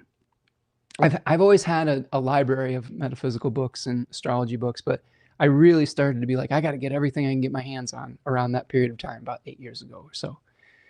And I would often, my propensity to buy books would outpace my ability to read all of them. So there is a lot of books staring at me that are like, you need to read me. You need to read me. I want to read every single Liz Green book. I want to read every Ben Dykes translation that I've purchased, which is quite extensive. I've just, this past year I bought a whole shelf's worth of Tolkien and like all those things. I've got books on nature books. I've got Robin Wall Kimmerer books. I've got Merlin Sheldrake books. I have books about, I want to read this one, Cradle to Cradle. This is a great one about planned obsolescence. I've got some great books here by Charles Eisenstein that talk about different economic models, sacred economics. And that's what I've been feeling with the Gemini full moon, is just like, man, there's just so many things I want to do. And often what that will lead to is paralysis. It leads to doing nothing. But what I did this week to overcome that, as I said, I just need to sit down and the next move will be shown to me when I start engaging with one of these things. That anxiety is going to start being released when I start engaging. So I just started reading Liz Green's Neptune book, and there was all sorts of things that came out of that. And when I got really curious about something else with the science of light, kind of the Vedic technique, I picked that book up and engaged with that. And I was fully present with that in that moment, rather than feeling guilty about what I wasn't doing. So I think that's a great way to deal with this Gemini energy, is sometimes you just get started down one track and you let that information lead you to the next path, rather than getting stuck in this, like, they call it, my partner and I have talked about this, we call it the dark playground. And sometimes this is associated with ADHD. But if you think about Gemini, it's the most probably ADHD sign out there. It's just about attention. When it's split in so many different directions, instead of doing the thing that it is you're supposed to be doing, you do all sorts of things that are sort of like it, but not it. And then you feel bad about it. And then it makes you feel paralyzed and all of these things. So yeah, it's quite a practice in focus. I would say the other thing that I've been doing is I set a timer for reading.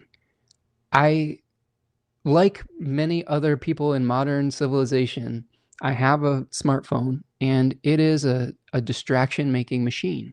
And I've had to just force myself to turn it off, put it down, set a timer. I do it for 45 minutes at a time. If I can read for one 45-minute block, I will focus on that, and then I'll get up and move around and get a snack or whatever, and then I sit down, and if I'm feeling it, I will do another 45 minutes. And this week, there was a day where I did 5 of those, and it felt really good, and I got a lot of reading done. So there's just little hacks that you can do to focus your attention, right? Yeah. Big ball and Love It Moon is big ball. And Ani says, yeah, I really appreciate that.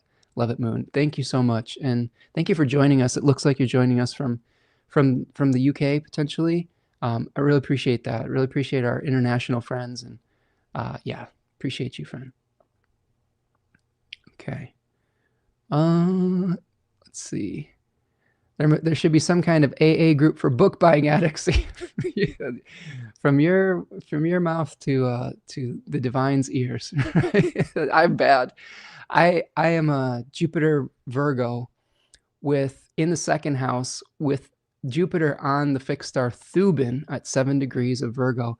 And that fixed star is associated with the hoarding dragon of the constellation Draco. So I have a few dragon hordes in my house, but it's information. It's usually like I'm a collector. What I like collecting is knowledge. I have had some diversions with collecting some cards. I was a baseball card collector, and in the very recent past, I started collecting Lord of the Rings game cards. But I've since moved on from that, and I'm trying to buy less things. I'm trying to just go through the things I've got. I have so much amazing material to engage with that if I never bought another book for my entire life, I probably wouldn't be able to finish all the ones that I have. And that's exciting on one level, but also our time is limited on this planet, and sometimes we need to just dive into it and get her done.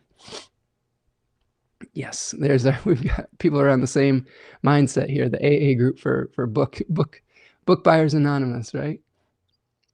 Ani says, these transits are holding up my place to live. It's transiting my IC, started with Mercury retrograde in Sagittarius. Jupiter ruled.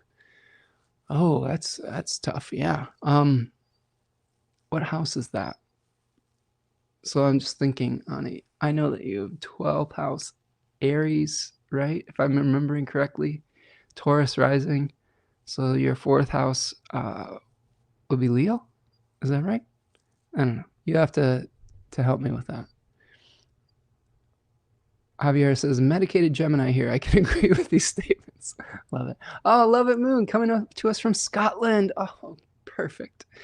Perfect, friend. My grandmother has some Scottish heritage. She was her maiden name was Mackenzie, and she was born in London, Ontario, but her parents were from Scotland. So I love it. I love it. I would love to visit that land someday. It feels like an ancestral land for me on some level, and I bet it's just beautiful country.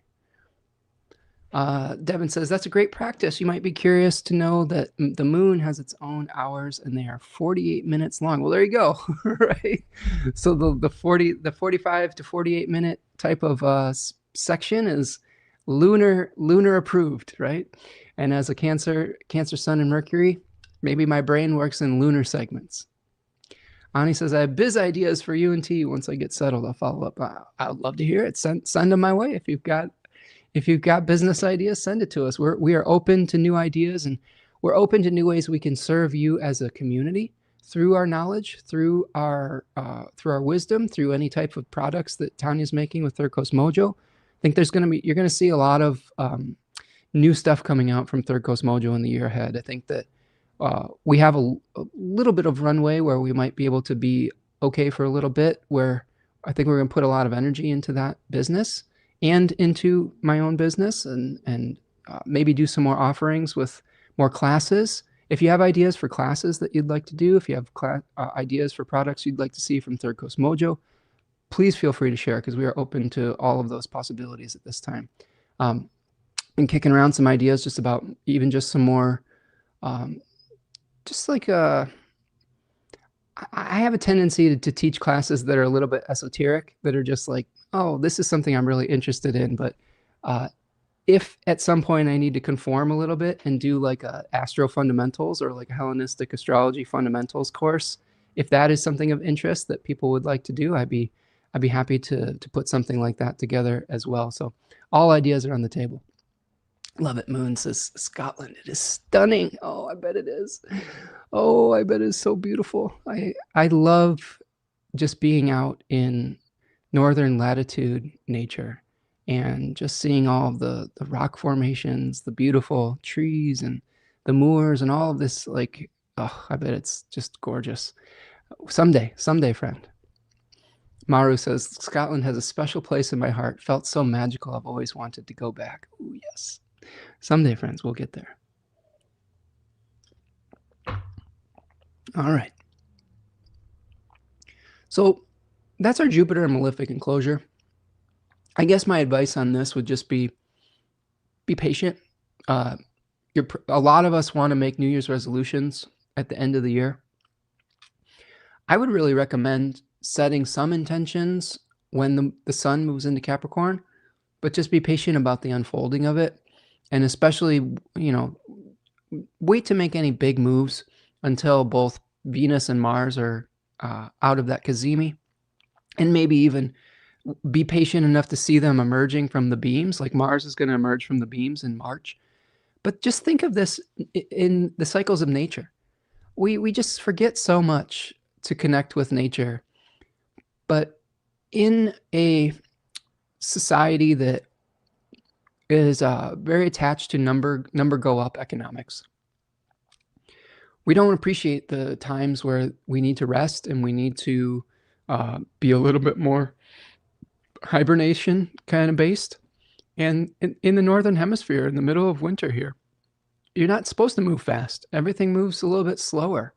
You're reflecting, you're getting ready for that burst of creative energy at the spring equinox. So kind of tuck in and start to become reflective, build new ideas, but don't feel like you have to act on every single thing that comes up until maybe the time is more appropriate, like the spring equinox. And that can release you from a lot of self-recrimination. I know that it's so tough sometimes to feel like we're keeping up, but if you align it with the cycles of nature, I think you can have a lot more successful outcomes. And astrology can help us with that for sure. All right. So I think that is probably close to as far as I want to go with the astrology that's unfolding. I have more thoughts in the astrology of December, and I would direct you towards that video if you have not engaged with it. If you want a day-by-day breakdown of that, go check out last week's full moon in Gemini live stream if you want to learn more about this week's full moon and see how it might unfold over the next few weeks ahead, and get more thoughts leading up to the new moon in Sagittarius, the Sagittarius 3 new moon. If you have any more questions before I start wrapping for the day, please put them in the chat. I do want to let you know that this is the last day for my sale, for my 50% off webinar sale. Lots of information in that store right now. All my Decan webinars, they're all 3 to 4 hours long. They cover tarot, decans, fixed stars, mythology, all associated with those 10-degree sections. I really put a lot of energy, effort, and attention into those webinars. That the series I did with my partner, Dignity and Devotion, each of those is almost about 4 hours long. So even if you purchase those and you can't engage with all of it at once, it's a really great way to just have an archive of information to refer to. And then of course there's the Stars and Cards talk that I did that talks about the connection between astrology and tarot. And I really think that's a nice entry point for doing the type of astrology that I do here on this channel. And especially learning the concept of entraining ourselves to various systems. I talk about that a lot in that talk. You can also find Third Coast Mojo with a holiday sale. I think Tanya's holiday sale may go a little bit longer, but you might want to get your orders in pretty soon. So that if you're thinking of giving these as a gift or getting them as a gift, you want to make sure that you can get those ordered so that the shipping can happen before Christmas. So go support Tanya, Third Coast Mojo, all sorts of cool stuff there. She's got this new Midnight Money soap that's amazing. She's got some Jupiter stuff coming out very soon. So follow her on Instagram at Third Coast Mojo and TikTok if you want to know when new stuff's coming out, or sign up for my newsletter. I often will help announce some of those things with the newsletter. So I did pull an I Ching and an animal for you all today. I like to do that each time, right? And I'm checking in with the chat here before I do that. Maru says, I was wondering about Saturn and Aries. As the god of time, what do you think about consequences? Do they show at the beginning, like past choices consequences, for good or bad, or during the transit? That's an interesting question. Let me think about that. I was wondering about Saturn and Aries as the god of time. I love these questions about Saturn because all of you are going to be really excited about the animal that I got. It's a new one that we haven't seen yet, and it's very Saturnian. As the god of time, what do you think about consequences? Do they show at the beginning, like past choices consequences, or during the transit? I think that is a very layered question, actually. I think that Saturn, well, it's twofold. I think yes is the answer, and I think both. I think that Saturn can drive us to take actions that will have delayed manifestations or delayed gratifications. Like it says, you've got to do this right now, but you don't necessarily, you can't see the result of your actions right away. I think also it will show us a completion of a previous cycle.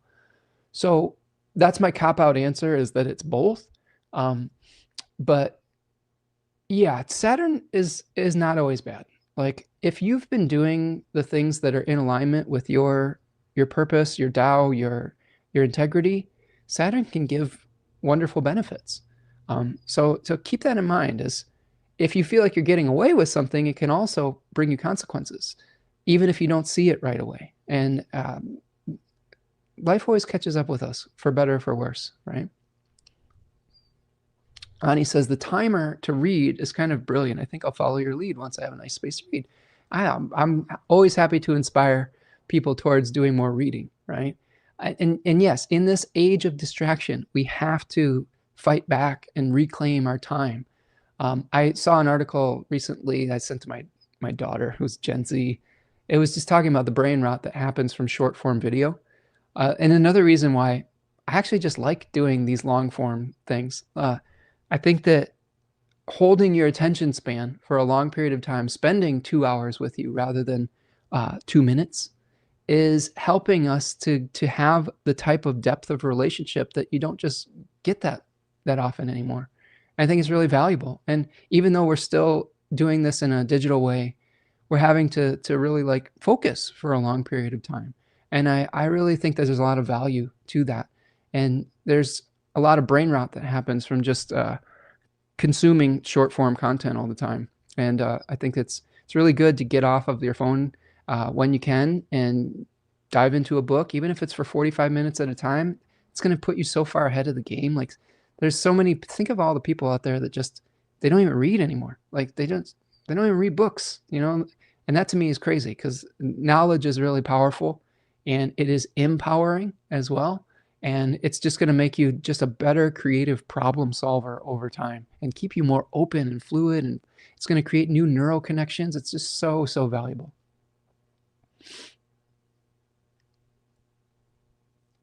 Love It Moon says, I have Saturn in my 10th in Aries. Oh my goodness. So you're going to have Saturn return in your 10th house in Aries, Love It Moon. So potentially some responsibility coming your way with your job, right? I would assume that you're a Cancer rising, right? So might feel a lot of pressure potentially to be public, and that's not always easy for Cancerian types. Sometimes we want to be visible on our own terms, and this might be a time where you just have a lot of responsibilities, but you might have to take a pioneering track. One of the things that Cancers tend to like to do, just speaking from my own experiences, sometimes we want to see if something's going to work out before we dive into it.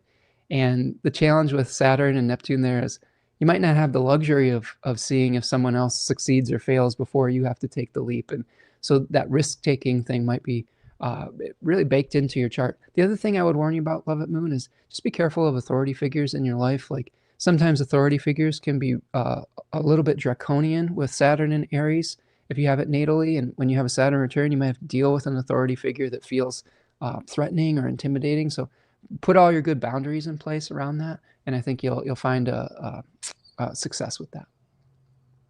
Ooh, and Maro's got it in the 11th house. So all of those things apply to the groups that you're a part of, Maro. You know, like make sure you have those healthy boundaries. You might have to be a pioneer within the group and stand out from the group a little bit, and it might not be your choice, but I think it could lead to some good significations. For both of you, keep those July 26th through December 10th dates in mind as Saturn is retrograding. And we talked about that technique about a fallen planet acting as an exalted planet. So you might have a good, public facing experience. Love it Moon during that period. And Maro, you might have a nice social experience around that time. Ani says, Jupiter is transiting my 3rd and is retrograding my IC to the degree. Yes, you got the house right. Rahu in Leo 4th. But my IC is likely to culprit with malefic enclosure, Mercury retrograde triggering it. Okay. Oh, let's see. Yeah, so sometimes when those planets start going direct, a lot of those things start to unravel and unfold, you know? And I think that with the Jupiter's in the 3rd, retro to my IC degree. So your IC is in the 3rd house rather than the 4th? That sometimes happens when we use whole sign houses, right? So I guess I would look to March, if that's the case. Look to beginning of March when Jupiter starts stationing direct for your home house situation to start becoming clearer. Javier says, I agree with that. And Saturn, I'm heavily ruled by Capricorn. My lessons are quite intense, but I'm very strong now and wise. Yeah, Saturn will temper you, right? Forge you in the fire, so to speak, or forge you through suffering oftentimes. And this is true for us 12th housers as well. Being the joy of Saturn, sometimes our wisdom comes through suffering, and I can attest to that in my own life. Maro says, it's getting very hard to read books indeed. I force myself to meditate this full moon.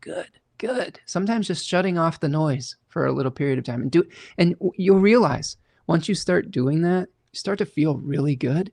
I mean, if you think about how much existential dread the like social media and the news can really arise in us, when you get away from it for a little while, it's such a relief. And it doesn't mean we want to ignore the social issues that are happening around us. We have to still participate, but we don't have to participate. We don't have to do it 24/7. We don't have to be having anxiety about every single problem everywhere in the world, every single minute of the day. It's just not how we were evolved to be. And you're allowed to rest every once in a while. Rest your brain. It's good self-care. Lovett says, I'd be so lost without my books. Me too, friend. They are some of my most cherished, prized possessions. Strong little goat, Javier is. Yep, Capricorn rising. Lovett. Moon is a Cancer rising, so we've got opposite risings here in the chat. Appreciate you, friend. Dove Girl says, I just finished shopping. Are you in my store? Did you get some webinars? Did you take advantage of the sale? Oh my goodness. You should do so. Or go to Third Coast Mojo, right? Now to get it all home and put it away. Oh, well, you want other shopping. Okay, that's cool. That's cool. I hope that you found some treasures, friend. There's a little sale going on if you want to get some webinars or if you want some magical material from Third Coast Mojo. They make great gifts. Oh, this is Marietta. Oh, what's up, Marietta? Nice to see you. See, yeah, I see you had a whole different screen name, different picture. I'm glad that you tell me who you are, because now we have a prior relationship. So thank you so much for being here today. Appreciate you. Javier says, I've got a lot of Cancer placements, Venus and Mars. A lot of 7th house stuff, right? All right, friends. Let's talk about the I Ching for Sagittarius season. What do you say? Okay. I did pull an I Ching for Sagittarius season, and the I Ching that I got was hexagram number 54. And hexagram 54 translates to subordination. Not the funnest hexagram, but the I Ching never pulls punches. You know, it tells us when things are a little bit rough. It also has a translation to the marrying maiden, or playing a subordinate role, keeping in the background. You know, in ancient, very hierarchical, patriarchal Chinese civilization, sometimes there was an arranged marriage with like a concubine, right? You had the first wife, and then you had the secondary wife who didn't have as much influence. And this hexagram talks about that ancient relationship where we may be in a position where we are near the object of interest, but we don't necessarily have as much influence as we would want in the situation. So here's some more insights from Jack Balkin. Under the current circumstances, you must play a subordinate role. Your contributions are not being fully recognized, and your worth is not fully appreciated. However, for the moment, there's nothing you can do about this. If you try to assert yourself, people will regard it as inappropriate. You will either be rebuffed or ignored. The text compares your situation to that of a secondary wife in a family in ancient China. The secondary wife had to behave with caution and circumspection. She could not shine too much lest she incur the wrath of the first wife.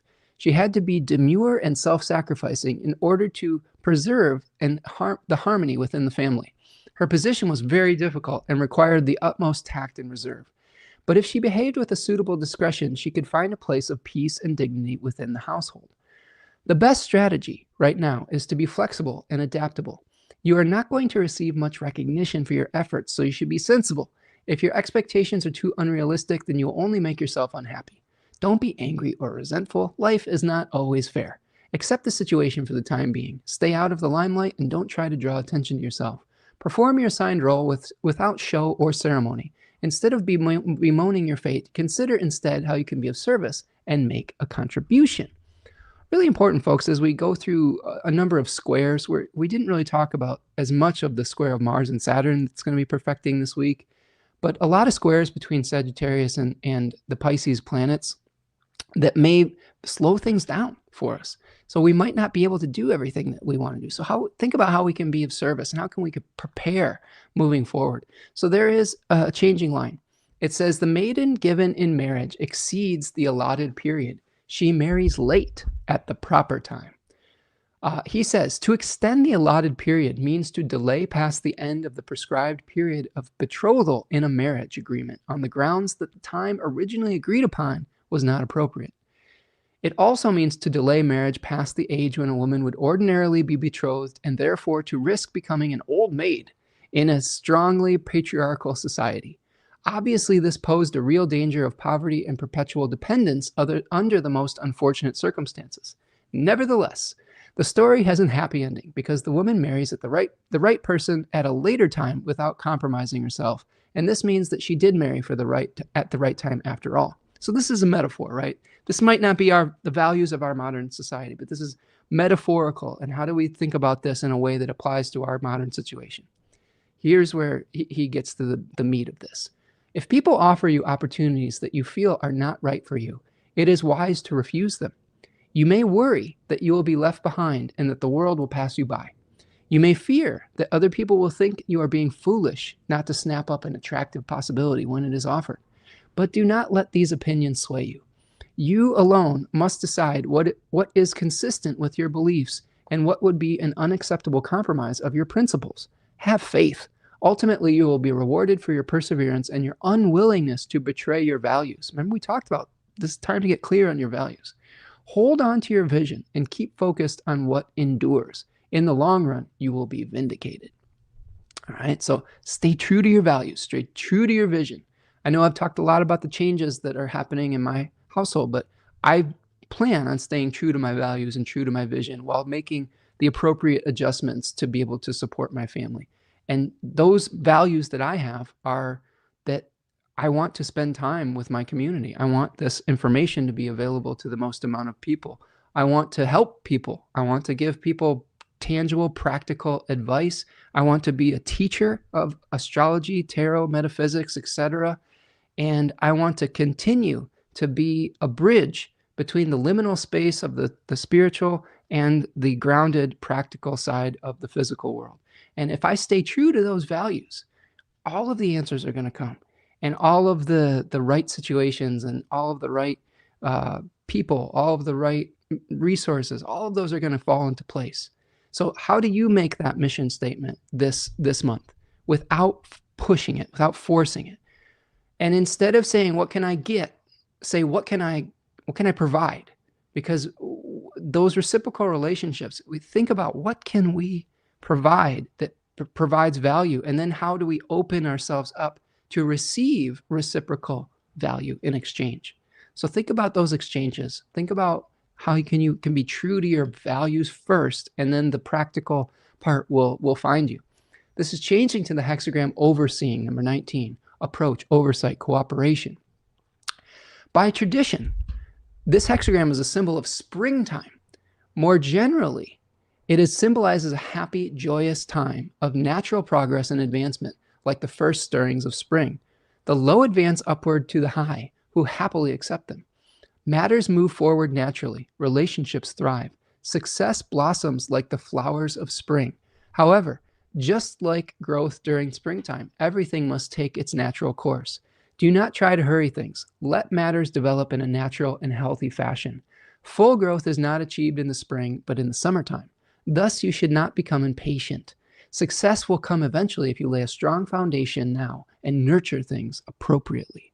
See what we're talking about? This is the time in Saturn times when we move forward into Capricorn and Aquarius season, past the vision that we create in Sagittarius season. Think about the progression between those things.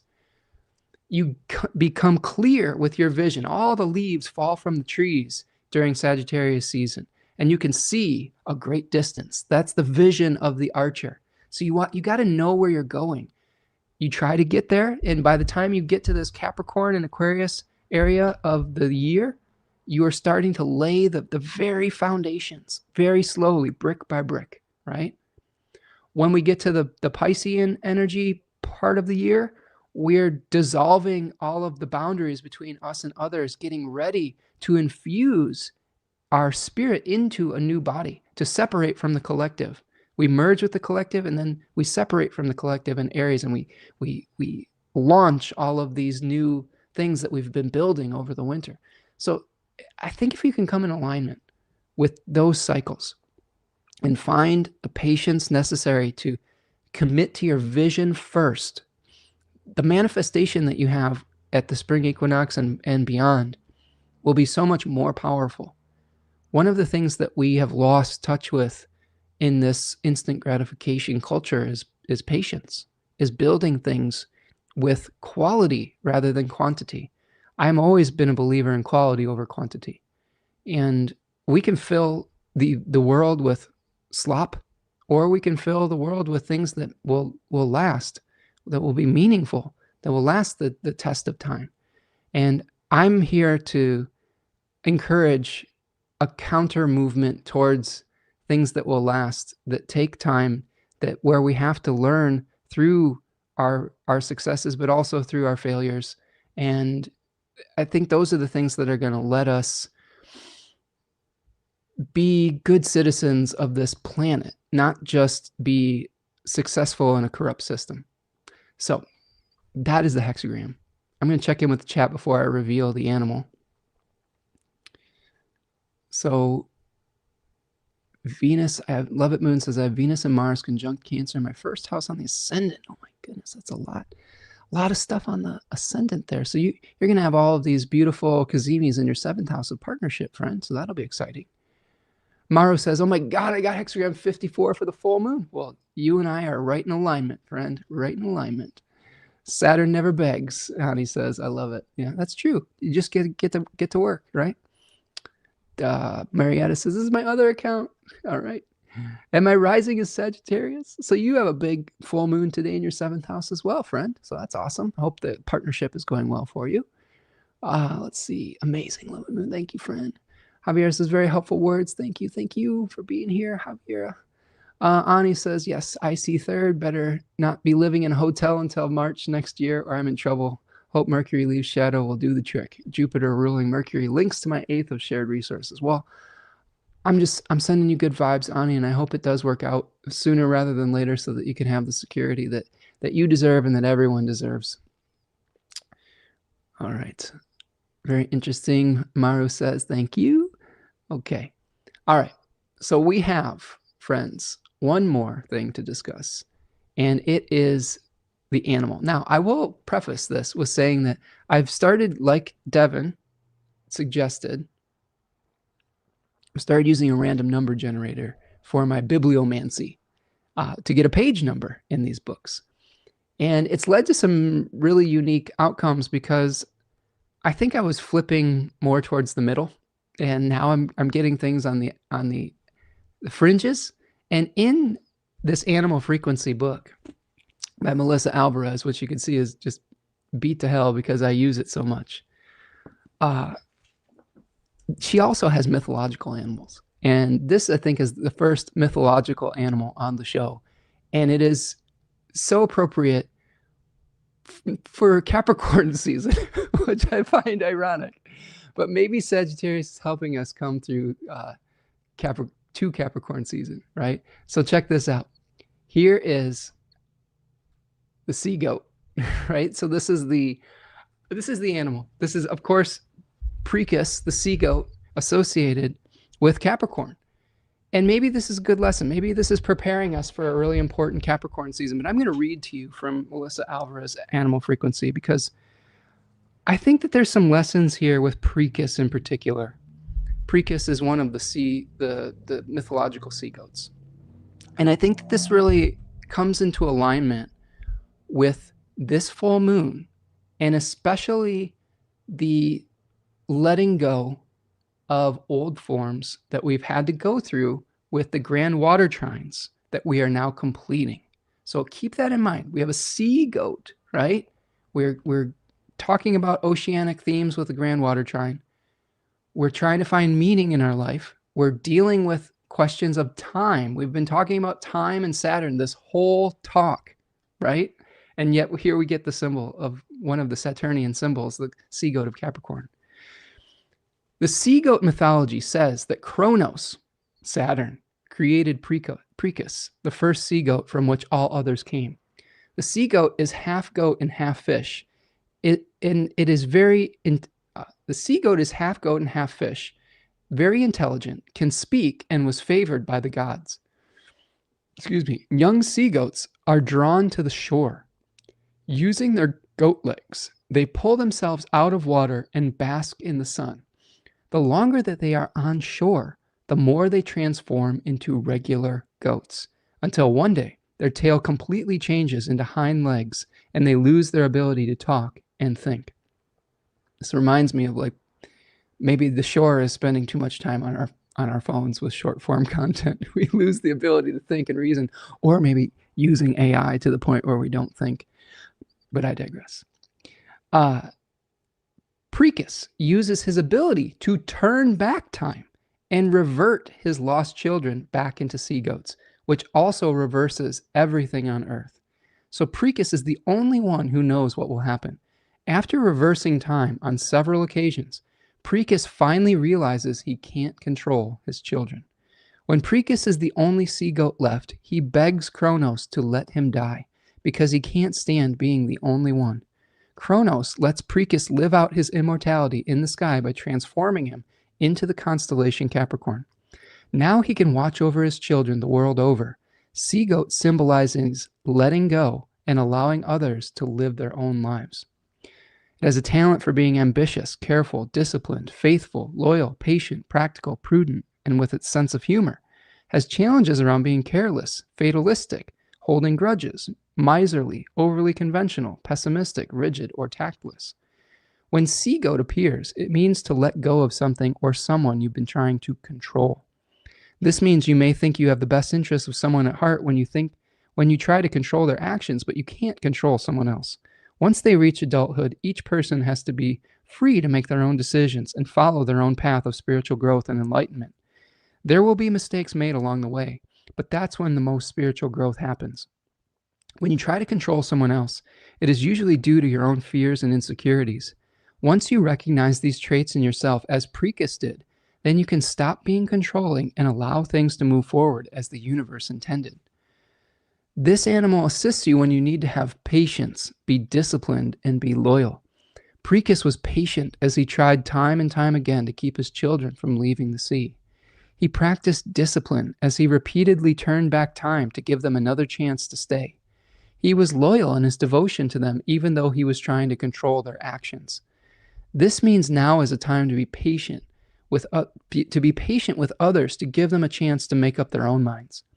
Even if you don't agree with their decision, your loyalty is needed as you stand by those you love. Maintain discipline over your own actions so that you don't negatively influence those you are trying to help.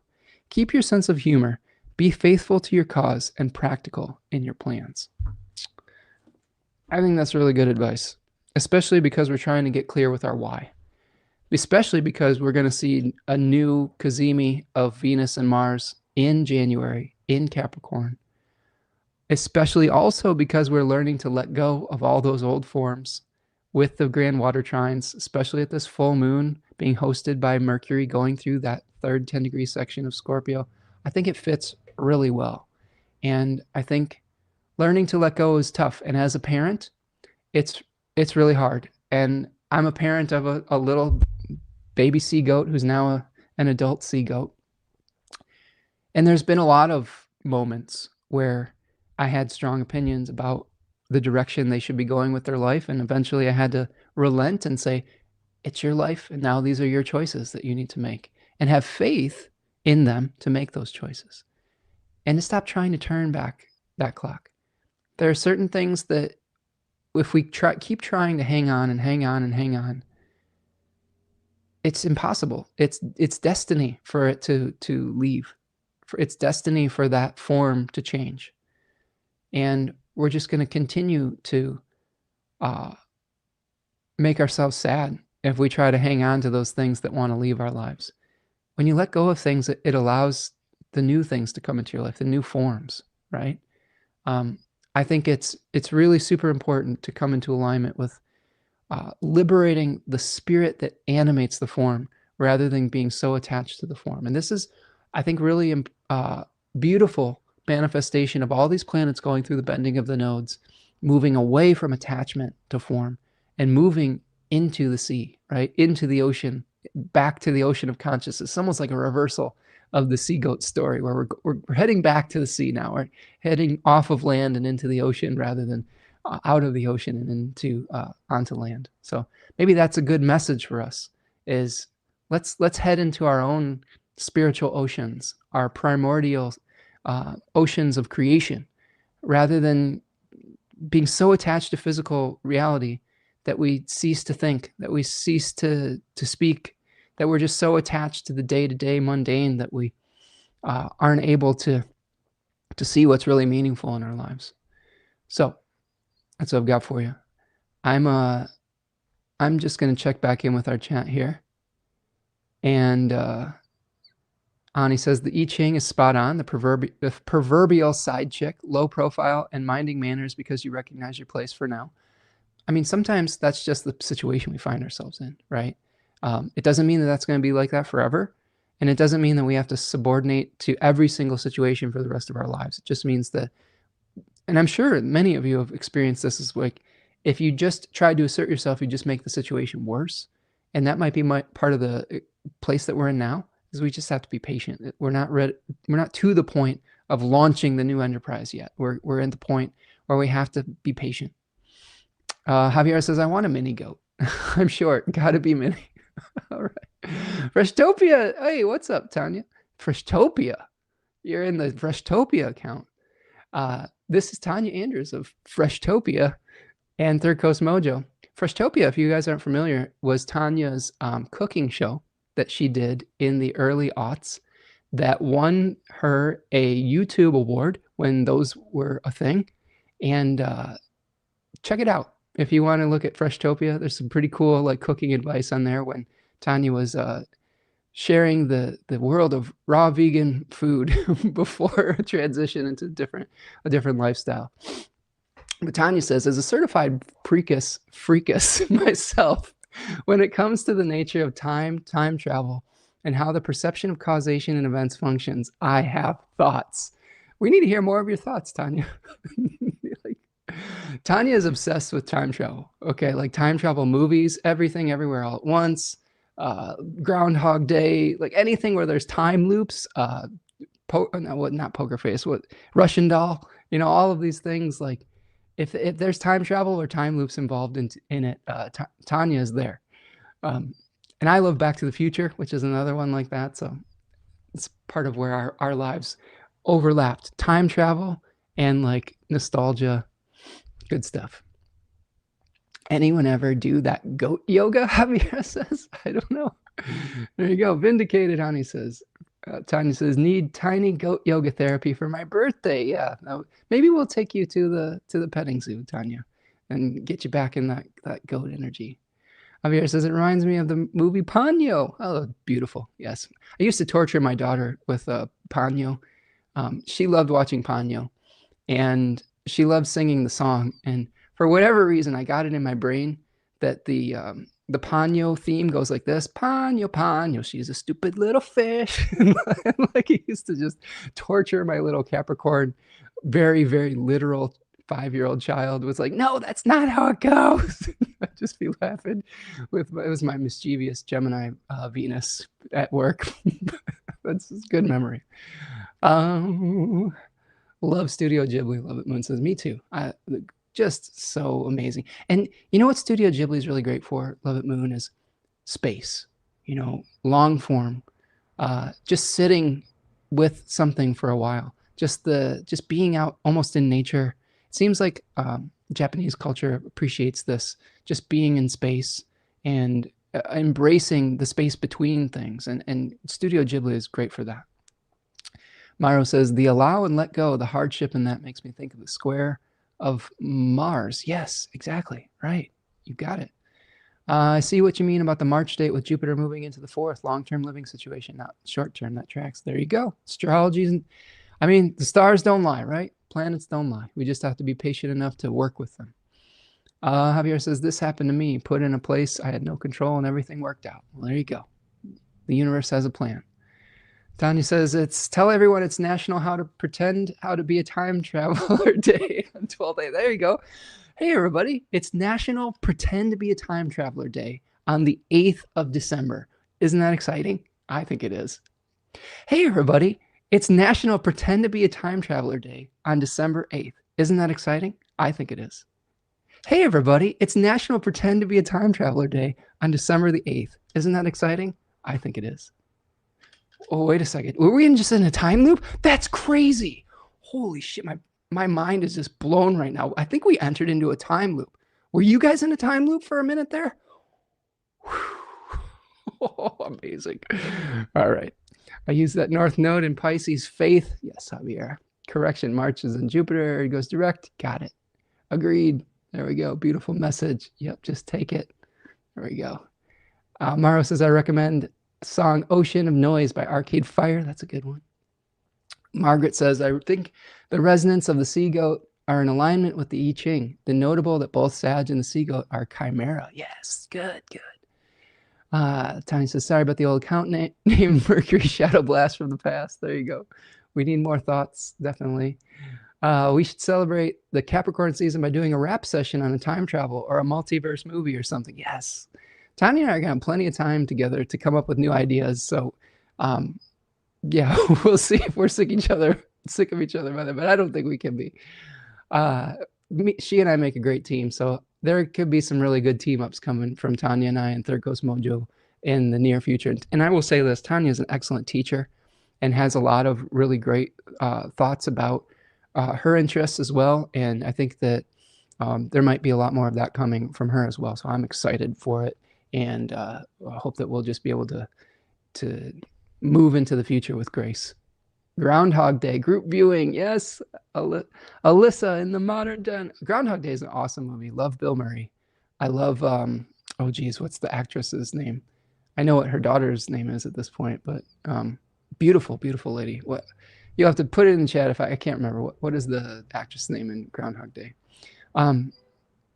Yes. Javier says, holy fuck, I burst out laughing at the Ponyo song. Yeah, it was very mischievous, but drove my little Capricorn daughter crazy. All right, very natural. Great job. There you go. The National Pretended to be a Time Traveler Day should be a short clip, please. Well, thank you, friends, and thank you for going down the annuals of time with me and the time loops of our dreams. Appreciate all of you. All right, I think that's going to do it for me today. Thanks for hanging out. Andy McDowell, that's right. Thank you, Tanya. That was going to bother me. I like her. And who's the other? Who's Mary Sternberger is the other one who I think has kind of got a similar vibe. That's also very beautiful and just seems like a nice person.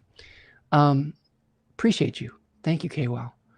And thank you everyone who contributed in the chat today. Thank you for all the super chats. Thank you so much for all the comments and your insights. Thank you for sharing your stories and your charts and your questions. I'm so incredibly honored to be able to continue to do this work for you. And I hope that we'll continue to grow together as a channel, as businesses, etc., as human beings and in our wisdom. So remember, be patient. Try not to hold on to the old forms. Try not to turn back that clock. There's going to be a beautiful unfolding that comes with the Saturn, Neptune, and Aries that's coming, I hope. We might have to take some risks. It might be a little bit uncomfortable, but we'll have each other to support one another through the changes. And be kind to yourself, right? When you're going through changes, when you're losing some things in your life, it's easy to beat yourself up about it. As someone who's been around a lot of Capricorn types, Precus types, they can really beat themselves up. Don't do that. Be nice to yourself. You be kind to yourself. You be patient with yourself. It's going to be so much easier for you to be kind and patient with those around you. So be kind to yourself. Be kind to one another. Check out the webinars, right? Check out the sales, KWOW says. Last day for the webinar sale. Last week or so to get your Third Coast Mojo's things to be able to send out as gifts for other people. Appreciate all of you. KWOW says, I'm still working through all of them because there's so much info.